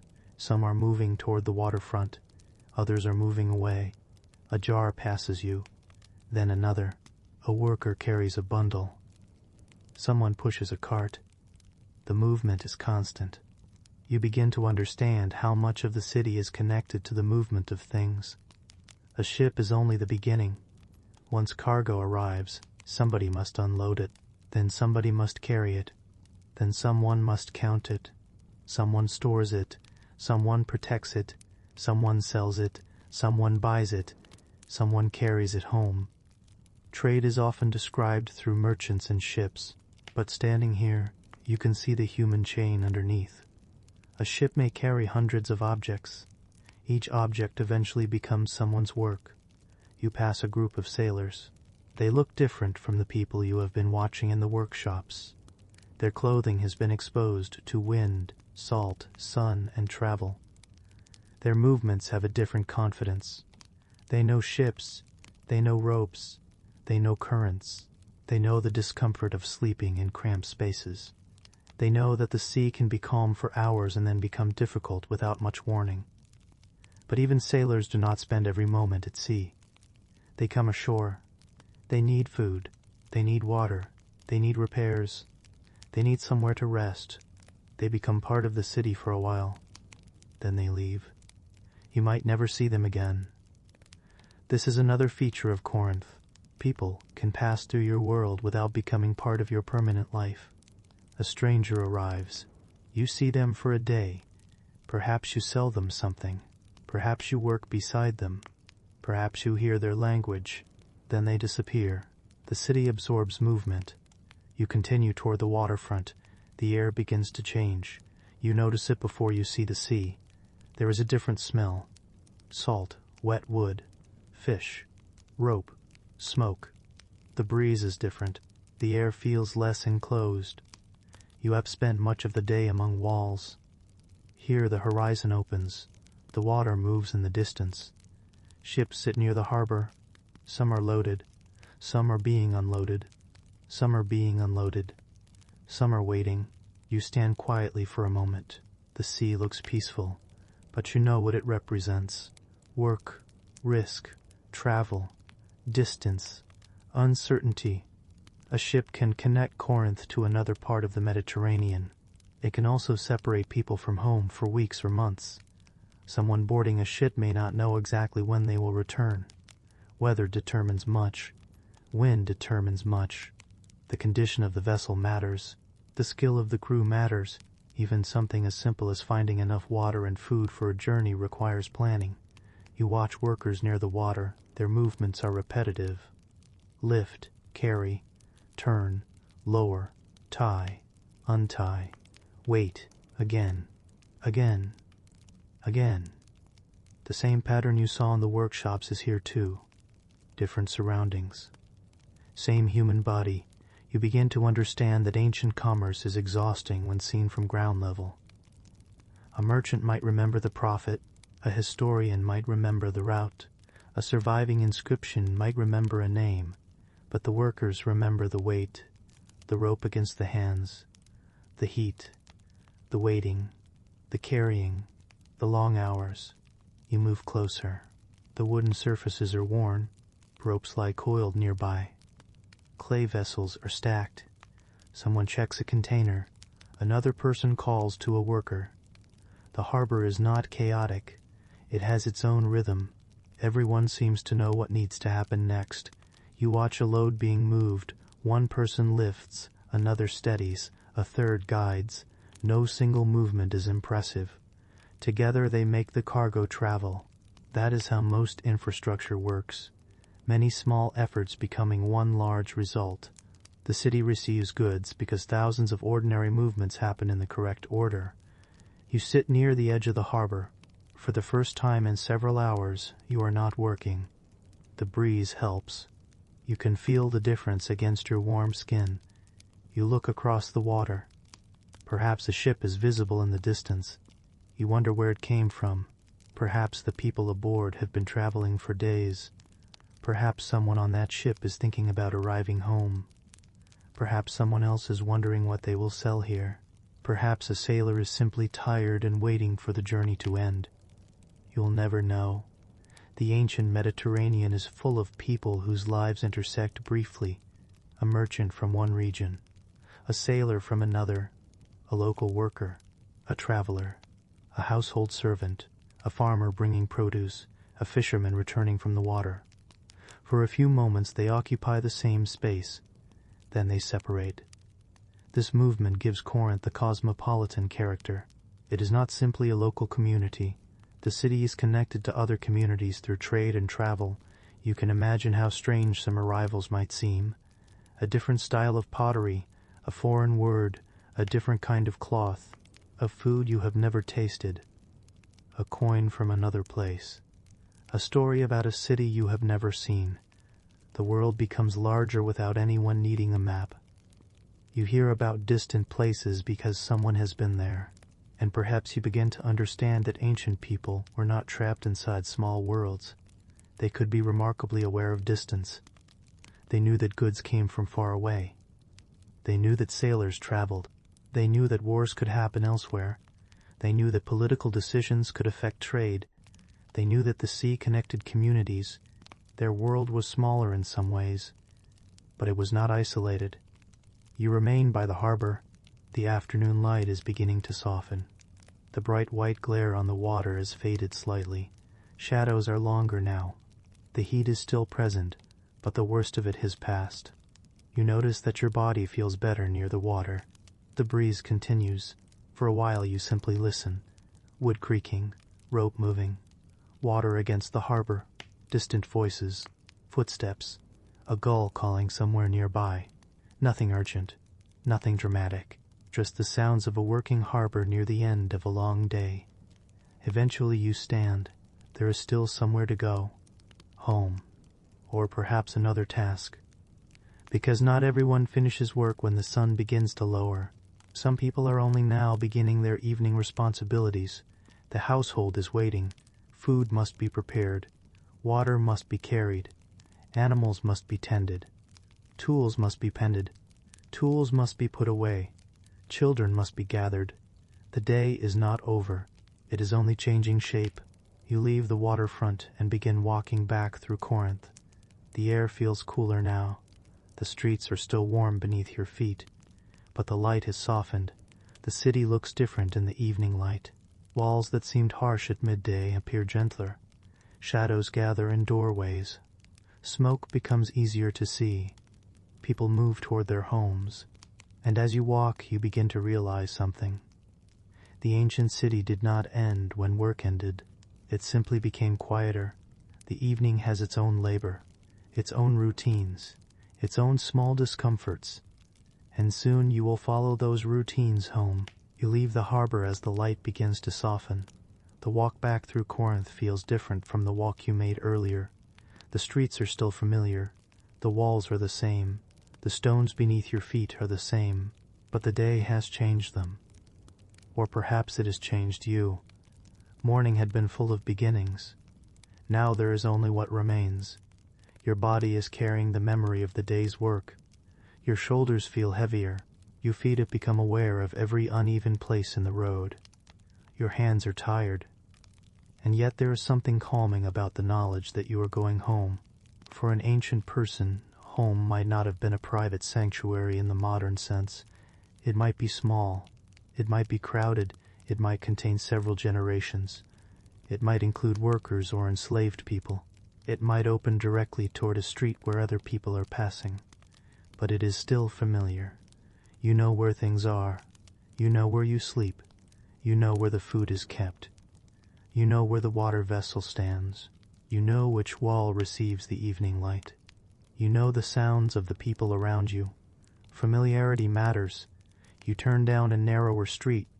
The traffic is lighter here. A few people are still returning from work. Someone carries a bundle. Someone leads an animal. Someone walks with a child. A man stops briefly to speak with a neighbor. The conversation is short. Both people are tired. There will be time tomorrow. You continue. The light is becoming golden. The stone walls hold the warmth of the day. But the air is beginning to cool. This is the hour when the city slowly changes its posture. Workers put away tools. Merchants begin closing stalls. Goods are carried indoors. Animals are led toward their evening arrangements. Households prepare food. Children are called inside. The sounds become more domestic, less commercial. You can hear cooking, a vessel being moved, a door being opened, a voice from inside a house, a quiet conversation. The city is turning inward. You arrive at your home. Before you enter, you pause. You have been moving since morning. Now there is nowhere else you need to go immediately. That simple fact is a relief. You step inside. The air is different, cooler, less exposed. The outside noise becomes distant. Someone has already begun preparing the evening meal. You smell food. It may be simple. It does not need to be elaborate. After a long day, even plain food becomes satisfying. You sit. Your body settles. You notice the difference between standing and sitting. The muscles that have been working for hours can finally relax. You may stretch your legs. You may rub your hands. Perhaps someone brings water. You drink slowly. The water feels cool. There is no special ceremony. It is simply what your body needs. You eat, perhaps bread again, perhaps vegetables, perhaps legumes, perhaps olives. If the household has more resources, there may be other foods. But the meal is shaped by what the household can provide. You are not eating because the evening requires entertainment. You are eating because the day has taken energy from you. And as you eat, you begin to feel the weight of fatigue more clearly. During work, you could ignore it. Now you cannot. Your body has stopped moving. The tiredness comes forward. You notice the stiffness in your back, the soreness in your feet, the dryness in your hands.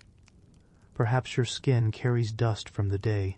Perhaps your clothing smells faintly of smoke. You look down at yourself. You are not clean in the modern sense, but you are home. And that is enough for the moment. After the meal there is still work. This is one of the quiet truths about ancient domestic life. Evening does not mean everything stops. The dishes need attention. The cooking area needs to be managed. Food must be stored. Water vessels may need filling. Animals may need care. Tools may need to be put away. Clothing may need attention. Children need to be settled. A household is a small system. If one task is neglected, another task becomes harder later. So you continue. Perhaps someone else performs part of the work. Perhaps the household divides it. Perhaps an enslaved worker does much of it. The exact arrangement depends on the household. But the tasks remain. You carry a vessel. You place it down. You sweep an area. You fold something. You move a tool. You check the fire. Small actions. Nothing memorable.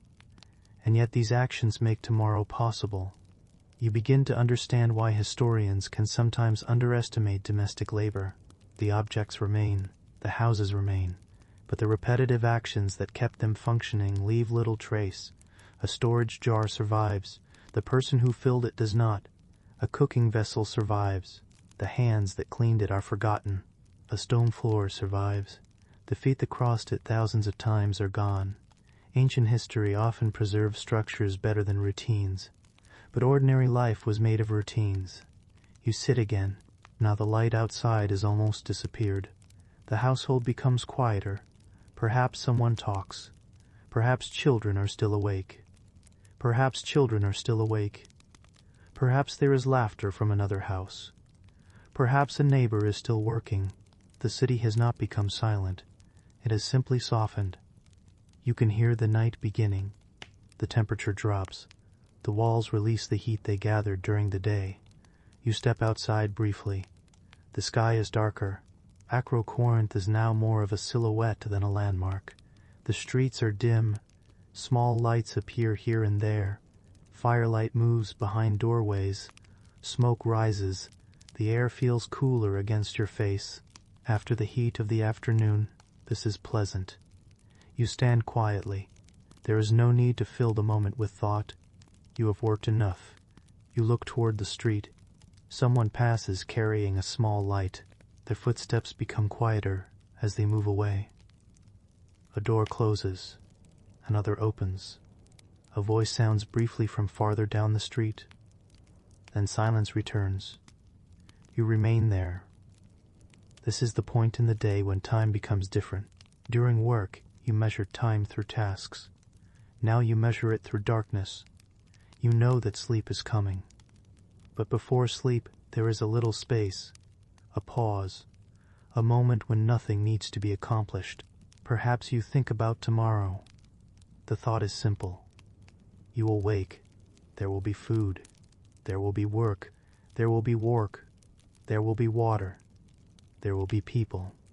The same city will still be there, but you also know that tomorrow is not guaranteed to be exactly the same. A person could become sick. A shipment could be delayed. A tool could break. A price could change. A household could receive unexpected news. Ancient life contains uncertainty even inside routine. Routine does not mean safety. It means familiarity. That distinction matters. You return inside. The sleeping space is simple. Perhaps there is a mat. Perhaps bedding. Perhaps several people share the same room. Privacy is limited. Comfort depends on the household. There is no guarantee that the night will be perfectly cool. No guarantee that insects will stay away. No guarantee that noise will stop. You settle down anyway. Your body is ready. The muscles relax. Your breathing becomes slower. Outside, Corinth continues. Some people are still awake. Some are working. Some are talking. Some are traveling. Some are traveling. Some are preparing for tomorrow. The city never truly becomes empty. It only becomes quieter. You close your eyes. For a moment the day returns in fragments. Water, dust, bread, heat, metal, the marketplace, the harbor, the road home. None of it was extraordinary, and that is precisely why it matters. This was life. Not the great events that later historians would record, not the famous names, not the battles, not the monuments, just a day, a person waking, a person waking, a person waking, a person becoming tired, a person returning home, and tomorrow, another day. You lie still. The sounds outside become less distinct, a footstep, a voice, a distant animal, then mostly silence.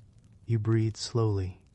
The city rests around you, but not everyone is asleep. Somewhere a worker is still awake. Somewhere a lamp is still burning. Somewhere a sailor is preparing for departure. Somewhere another household is finishing its meal. The city is spread out around you. You are only one person inside it, and gradually, without any clear boundary between wakefulness and sleep, the day begins to disappear. You lie still listening to Corinth after dark. The day has not disappeared. It has only become harder to see. In the darkness, the city is reduced to smaller things, a voice, a footstep, the faint movement of someone preparing something, the sound of an animal shifting nearby, a door opening, then closing.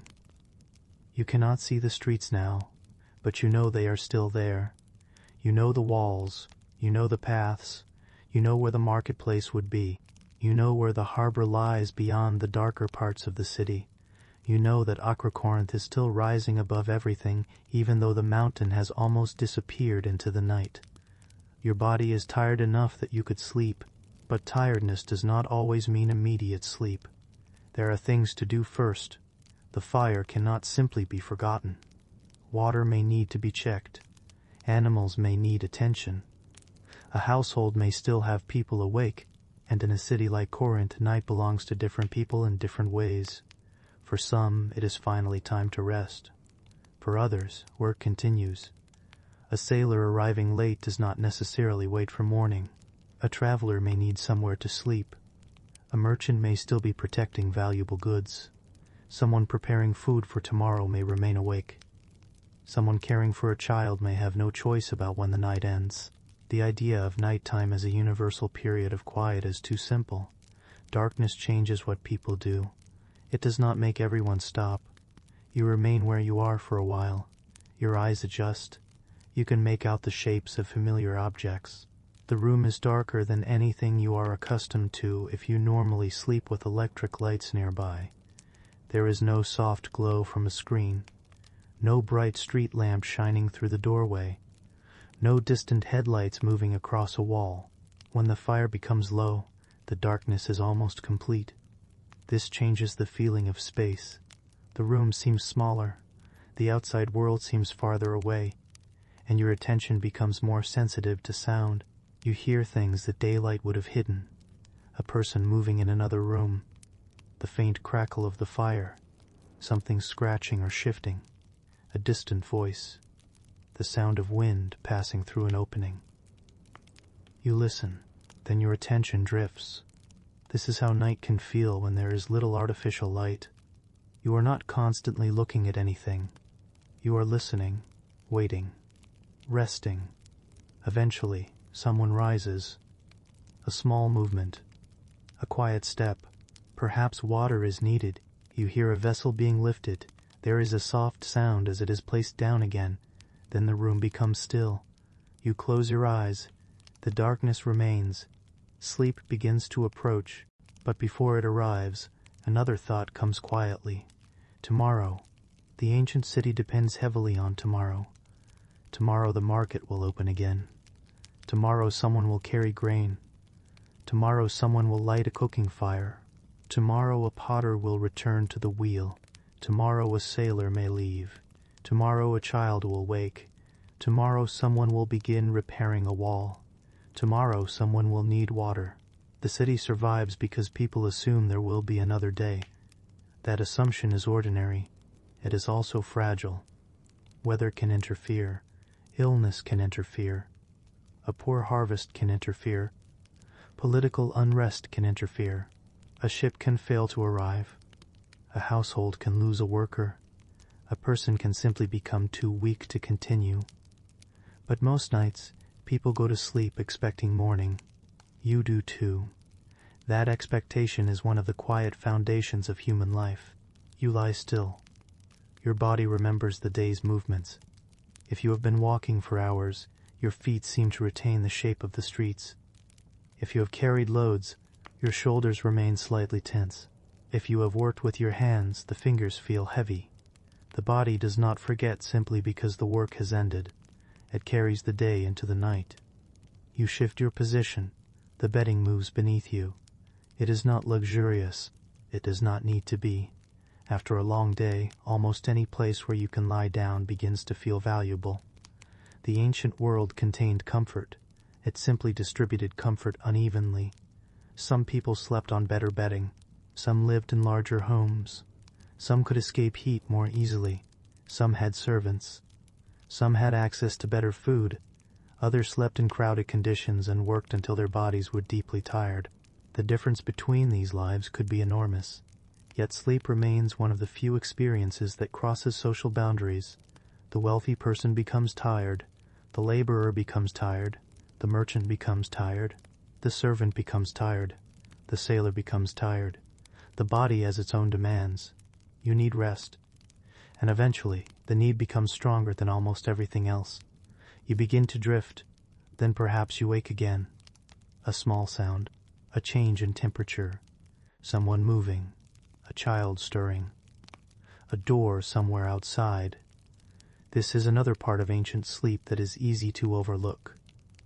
Sleep is not necessarily 8 uninterrupted hours. It can be broken. The environment can disturb it. Noise can disturb it. Animals can disturb it. Other people can disturb it. Heat can disturb it. Cold can disturb it. The quality of bedding matters. The location of the sleeping space matters. The number of people sharing it matters. And when morning comes, there is no guarantee that you feel completely rested. You may simply feel rested enough. Enough to stand. Enough to work. Enough to begin again. That phrase is important. Enough. Ancient daily life often depends upon reaching enough.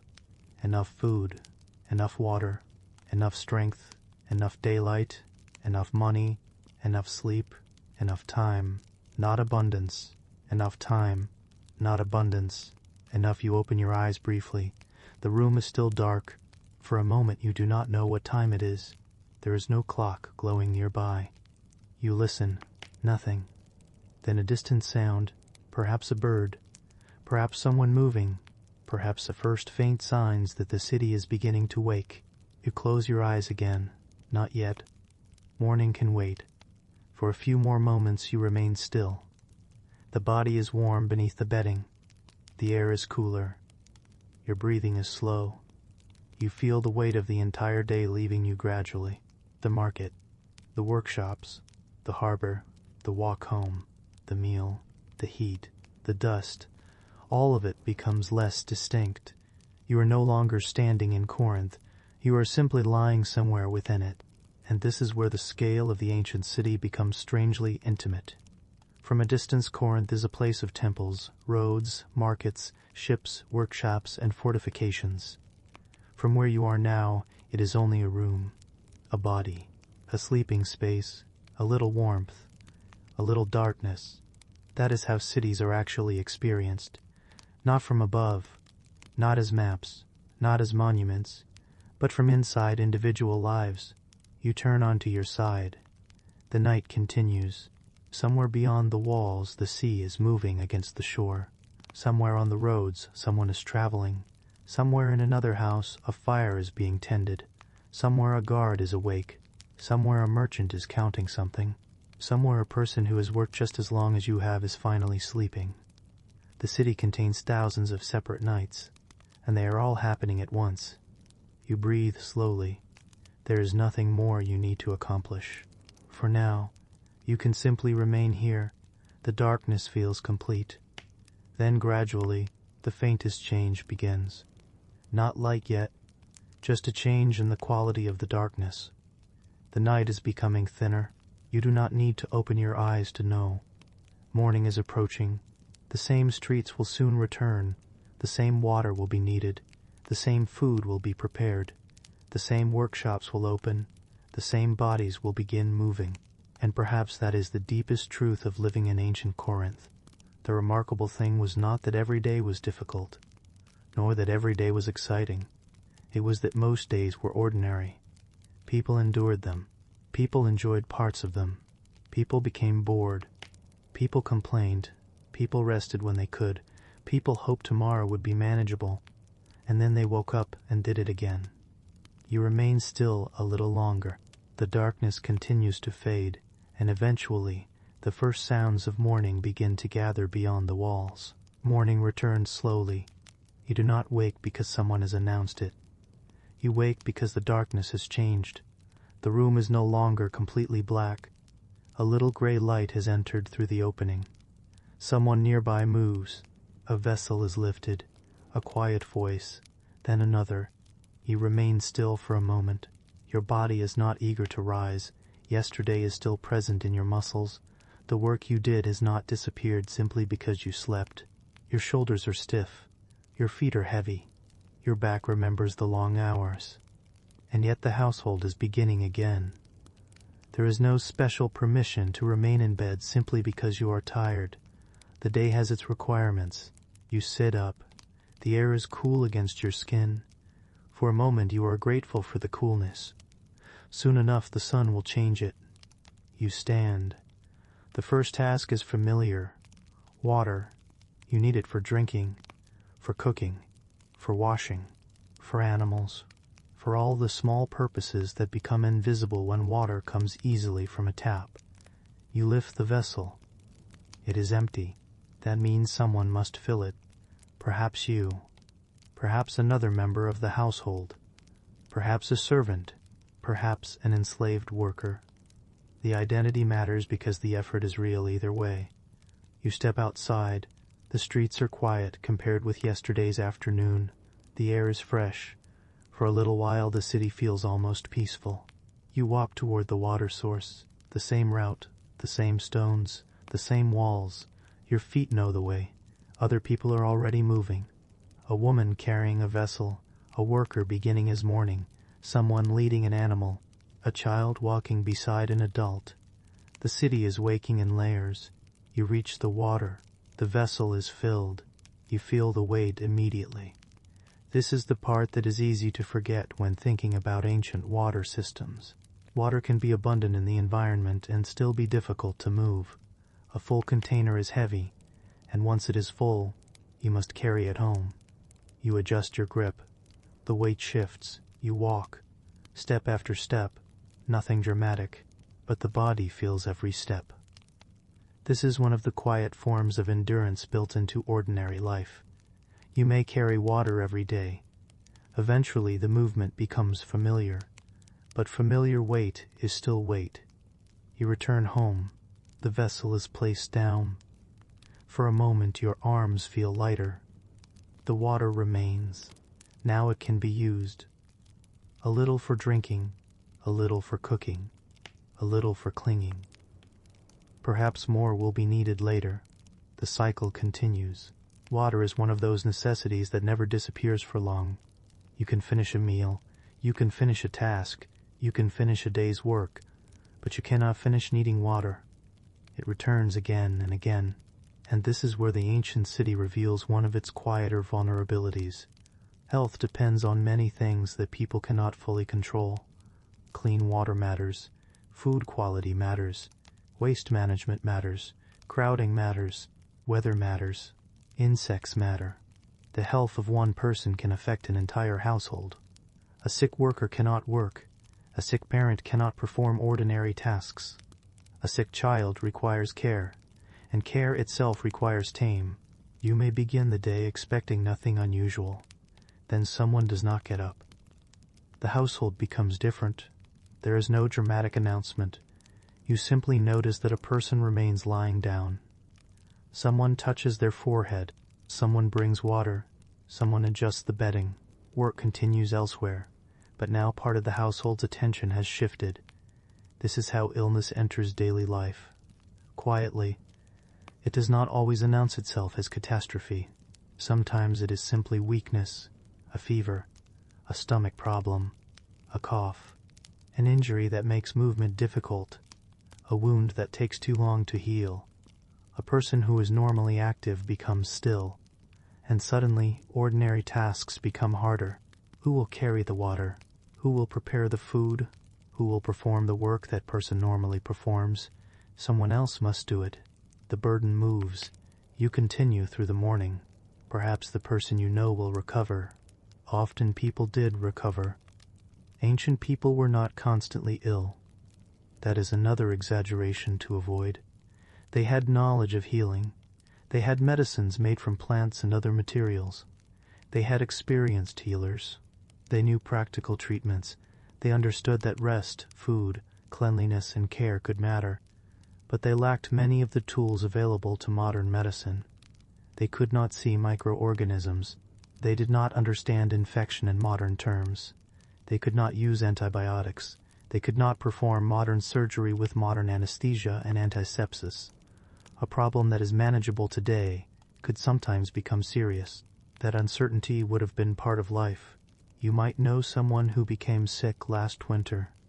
Perhaps they recovered. Perhaps they did not.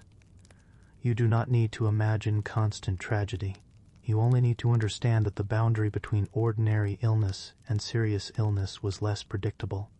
And because households depend so heavily on physical labor, sickness has practical consequences. You continue walking. The morning is brighter now. You pass a household where someone is cleaning. Another person is preparing food. A child is being washed. Someone carries waste away.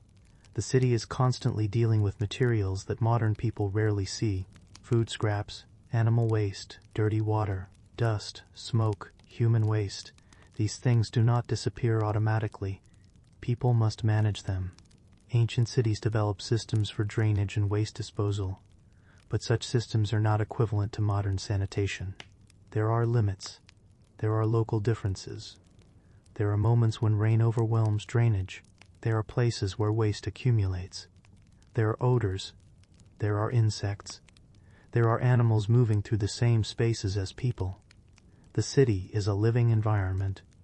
and living environments produce waste. You walk past an area where the smell is stronger. You instinctively move slightly away. Someone else does the same. No one comments. There is nothing unusual about it. You continue. This is another aspect of ancient life that becomes easier to understand when you stop imagining the city as a collection of monuments. The city smells. It has many smells. Cooking fires, bread, olive oil, animals, sea air, smoke, wet earth, dust, human bodies, waste, flowers, wood, metal, clay. The smells overlap. Some are pleasant, some are not. You become accustomed to them. A person who lives here does not experience Corinth as one continuous unpleasant odor. The brain learns what belongs. You notice something unusual. You ignore what is familiar. The same thing happens with noise. The same thing happens with crowds. The same thing happens with discomfort. Human beings adapt, but adaptation should not be confused with comfort. You can become accustomed to a hard sleeping surface without preferring it. You can become accustomed to carrying water without finding the vessel light. You can become accustomed to heat without becoming cool. You can become accustomed to smoke without making it harmless. You continue toward your workplace. The morning is already becoming warm. You have completed the first round of household tasks. The day is underway. You think briefly about yesterday, the market, the harbor, the long afternoon, the walk home. It feels strangely distant. Another day has already begun, and this is where the ancient experience of time becomes especially powerful. One day is not isolated. It sits beside another. A difficult day is followed by an ordinary one. An ordinary day is followed by another. A household's life is built from accumulation. One meal, one journey, one repair, one harvest, one illness, one recovery, one payment, one purchase, one night's sleep. Years pass through these small events. Not every year contains a famous moment. Most years are mostly made of repetition. You enter the workshop again. The tools are where you left them. The unfinished work is still there. You touch it. You begin. The same movements return. But today you are thinking about something different. You are thinking about how little separates comfort from difficulty. A full water jar is useful. An empty one is a problem. A healthy worker is ordinary. A sick worker changes the household. A full-grain container is reassuring. A nearly empty one changes the way everyone thinks about food. A sound roof keeps the household dry. A damaged roof creates work. A working boat brings goods. A damaged boat delays them. Ancient life is full of these narrow margins. Things do not need to go terribly wrong. They only need to become slightly harder. And people adjust. They work longer. They spend less. They ask relatives for help. They repair instead of replacing. They wait. They substitute. They endure.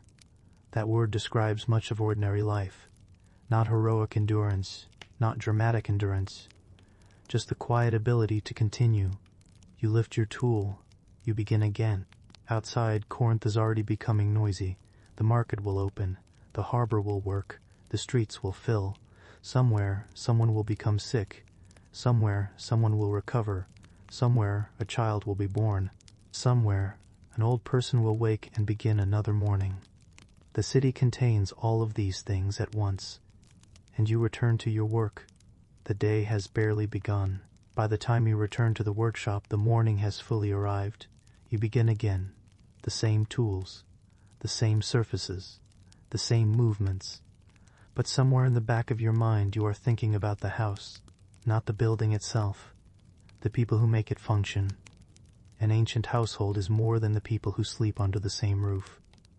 It is a small organization. People have different responsibilities.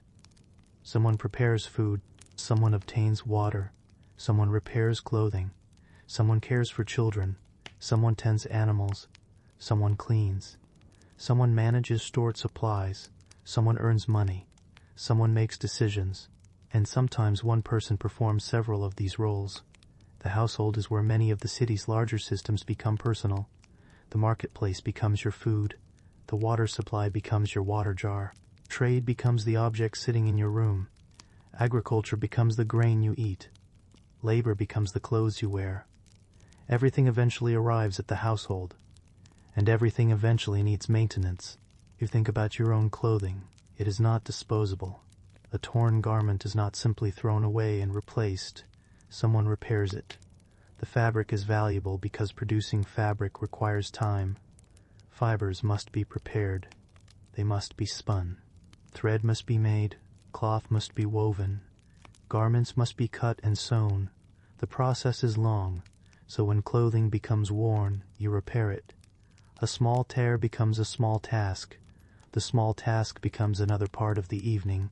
Again, ordinary life is built from maintenance. You look down at your own hands. They have worked. The skin may be rough. Perhaps there are small marks from tools or materials. Your hands tell you what kind of day you have been having. In the ancient world, hands often carry evidence of occupation. A potter's hands, a farmer's hands, a sailor's hands, a laborer's hands, a household worker's hands. The body becomes an informal record of work. You continue. The workshop is warm. Outside the sun is climbing. Your mind drifts toward home again. Perhaps there is someone there who depends on you. Perhaps you are responsible for a child. Perhaps an older relative. Perhaps a household worker. Perhaps an animal. Ancient households can contain complicated relationships. They are not always simply parents and children.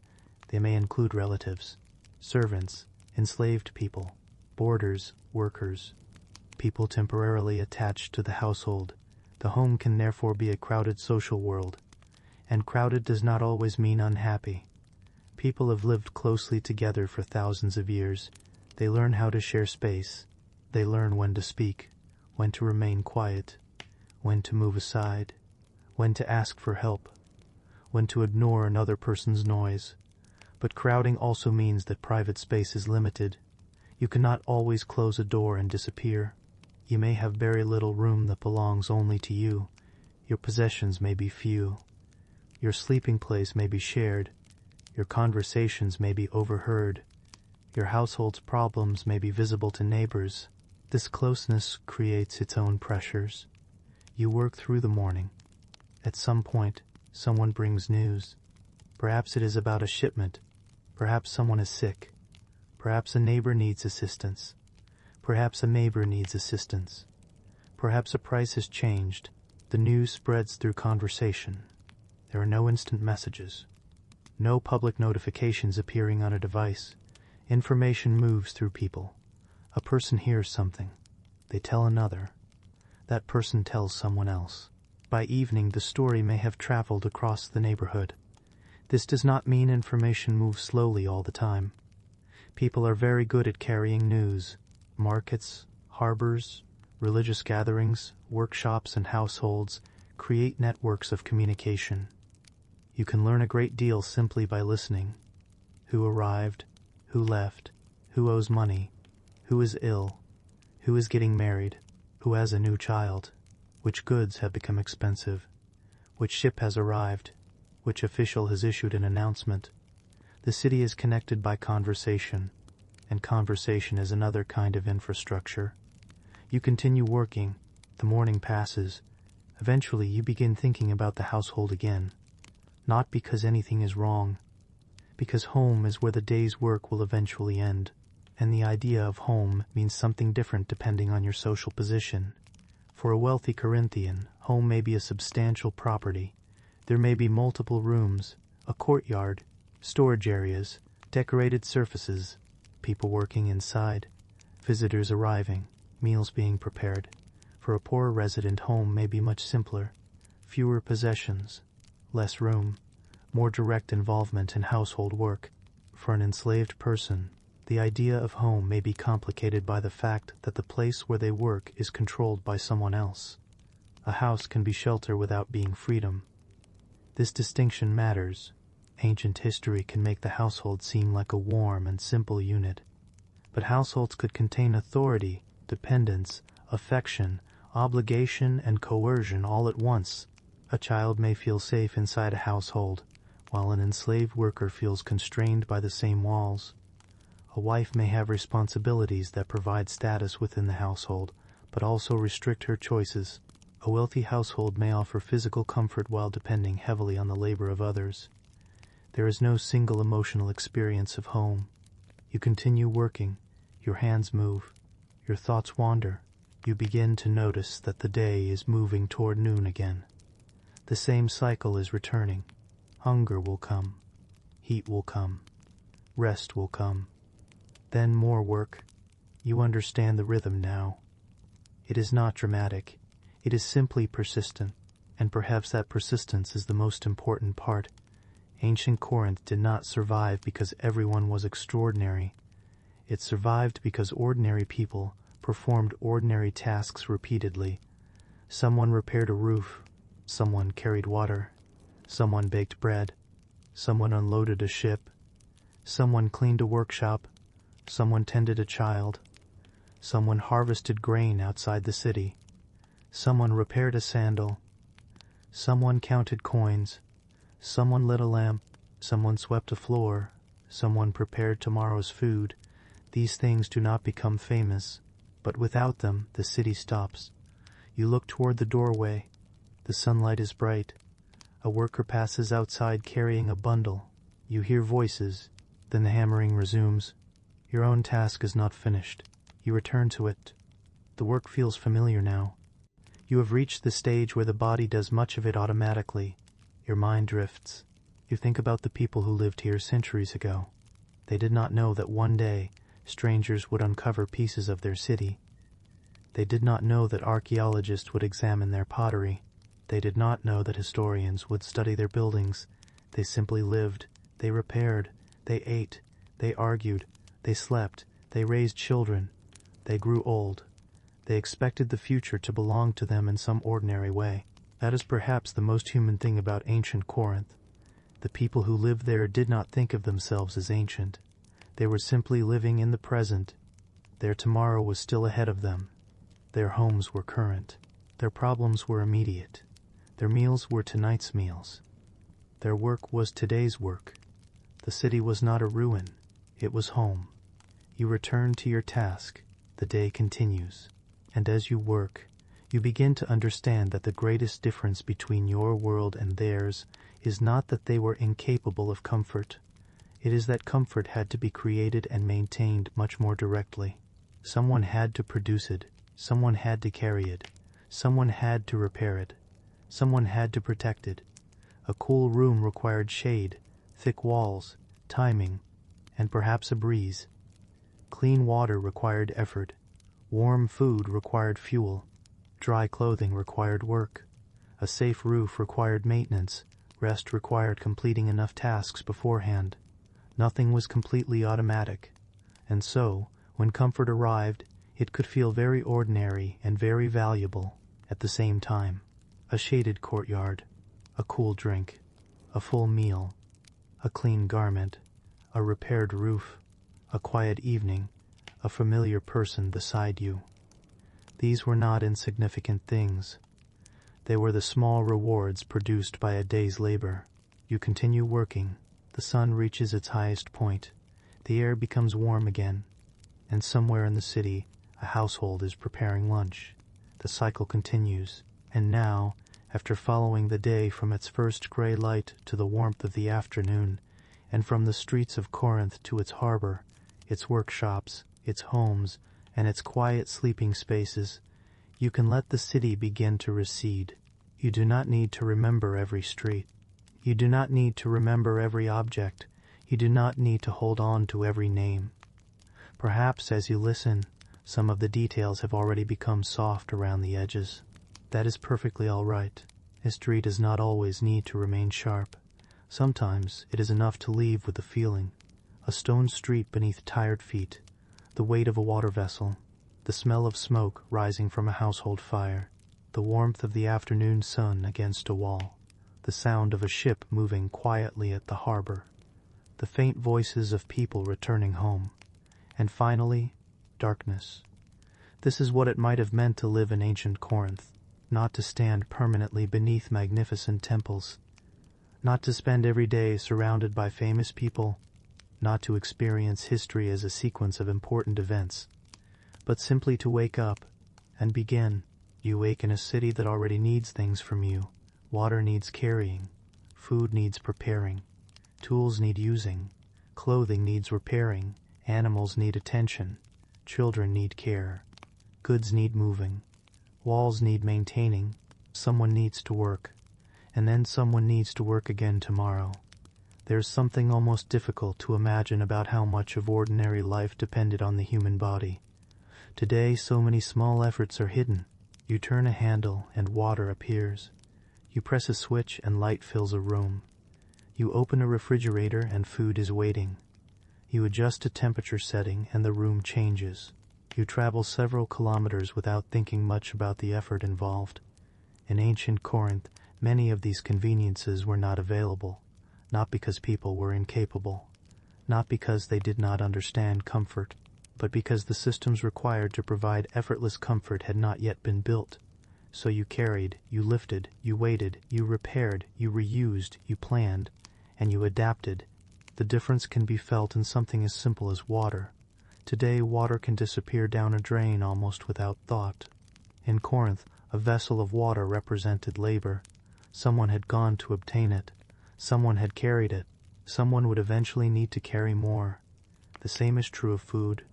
Behind a simple meal stood agriculture, transport, storage, preparation, fuel, cooking and cleaning. Behind a garment stood fibers, spinning, weaving, sewing, wearing, repairing, and perhaps repairing again. Behind a house stood stone, timber, clay, labor, maintenance, and generations of care. The ancient world was not empty of technology. It was full of knowledge. But knowledge does not eliminate effort, and perhaps this is one of the quietest truths that Corinth leaves behind. Human beings have always wanted comfort. They have always searched for shade. They have always appreciated cool water. They have always enjoyed a full stomach after a long day. They have always wanted a safe place to sleep.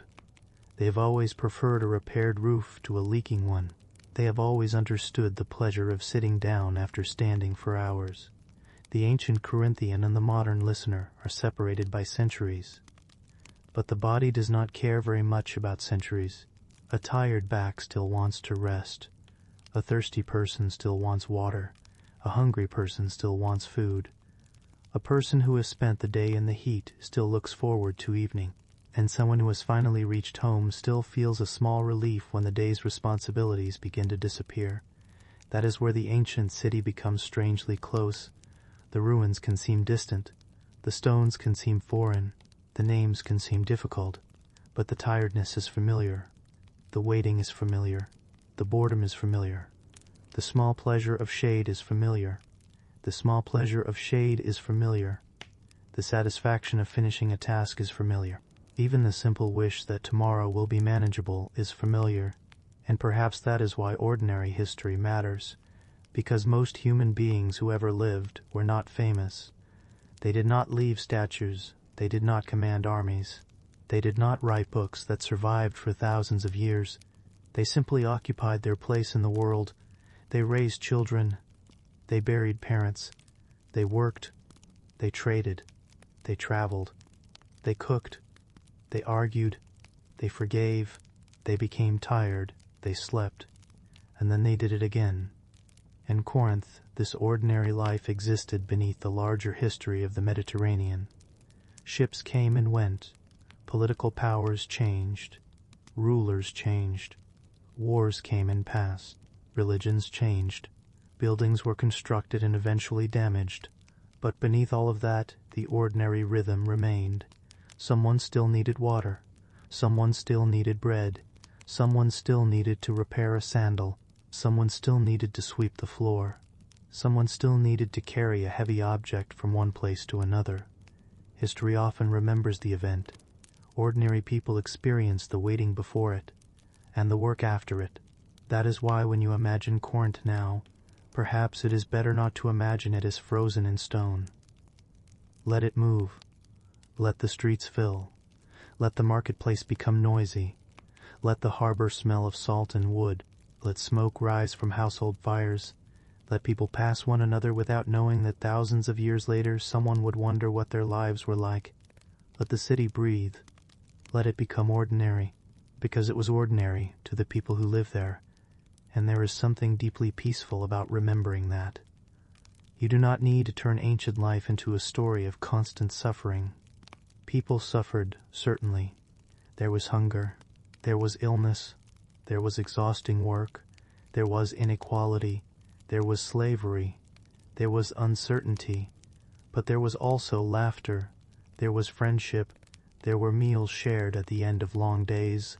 There were children playing. There were conversations that nobody recorded. There were moments of shade. There were quiet mornings. There were evenings when the air finally cooled. There were people looking across the water and wondering what lay beyond it. There were ordinary hopes, ordinary disappointments, ordinary pleasures, the same mixture that fills almost every human life. And perhaps the most important thing to remember is that the people of Corinth did not know they were living in the ancient world.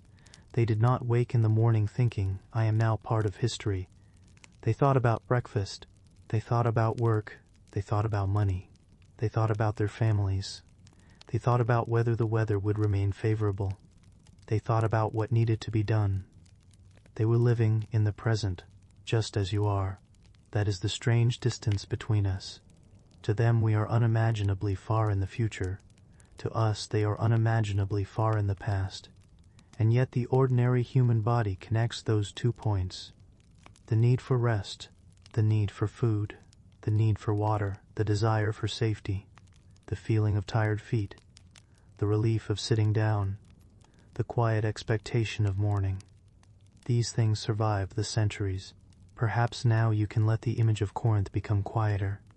The harbor grows darker. The last workers make their way home.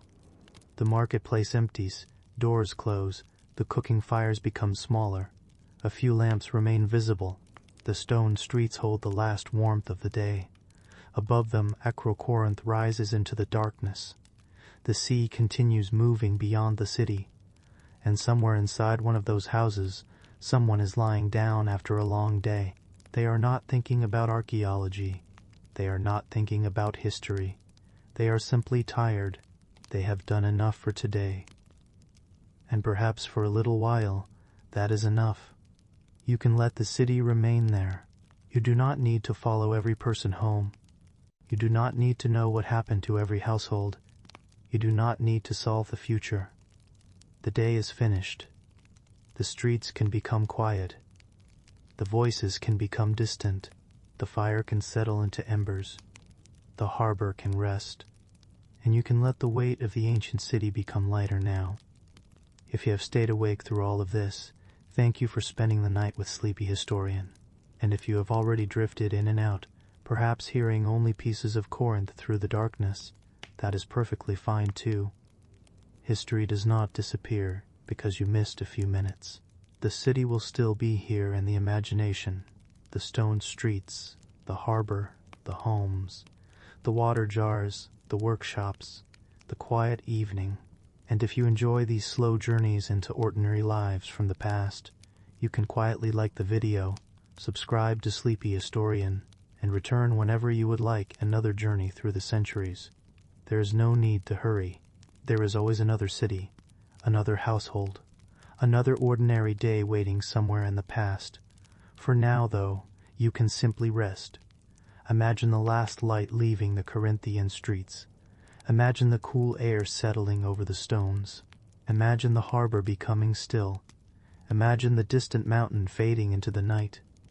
And imagine all the people of the city gradually becoming quiet. Tomorrow the water will need carrying again. The fires will be lit again. The streets will fill again. The market will open again. People will wake. People will wake. People will work. People will eat. People will return home. The city will begin again. But tonight, for just a little while, there is nothing more to do. You can close your eyes. Let the distant sounds fade. Let the ancient streets disappear slowly. The stone becomes shadow. The harbor becomes darkness. The voices become whispers. The whispers become silence. And Corinth, which once felt so busy and so full of ordinary human effort, can finally become still. You breathe slowly, you rest, and somewhere far behind you in time, beneath the same moon that has crossed countless nights, the old city remains quiet. There is no need to go any farther. The day is over.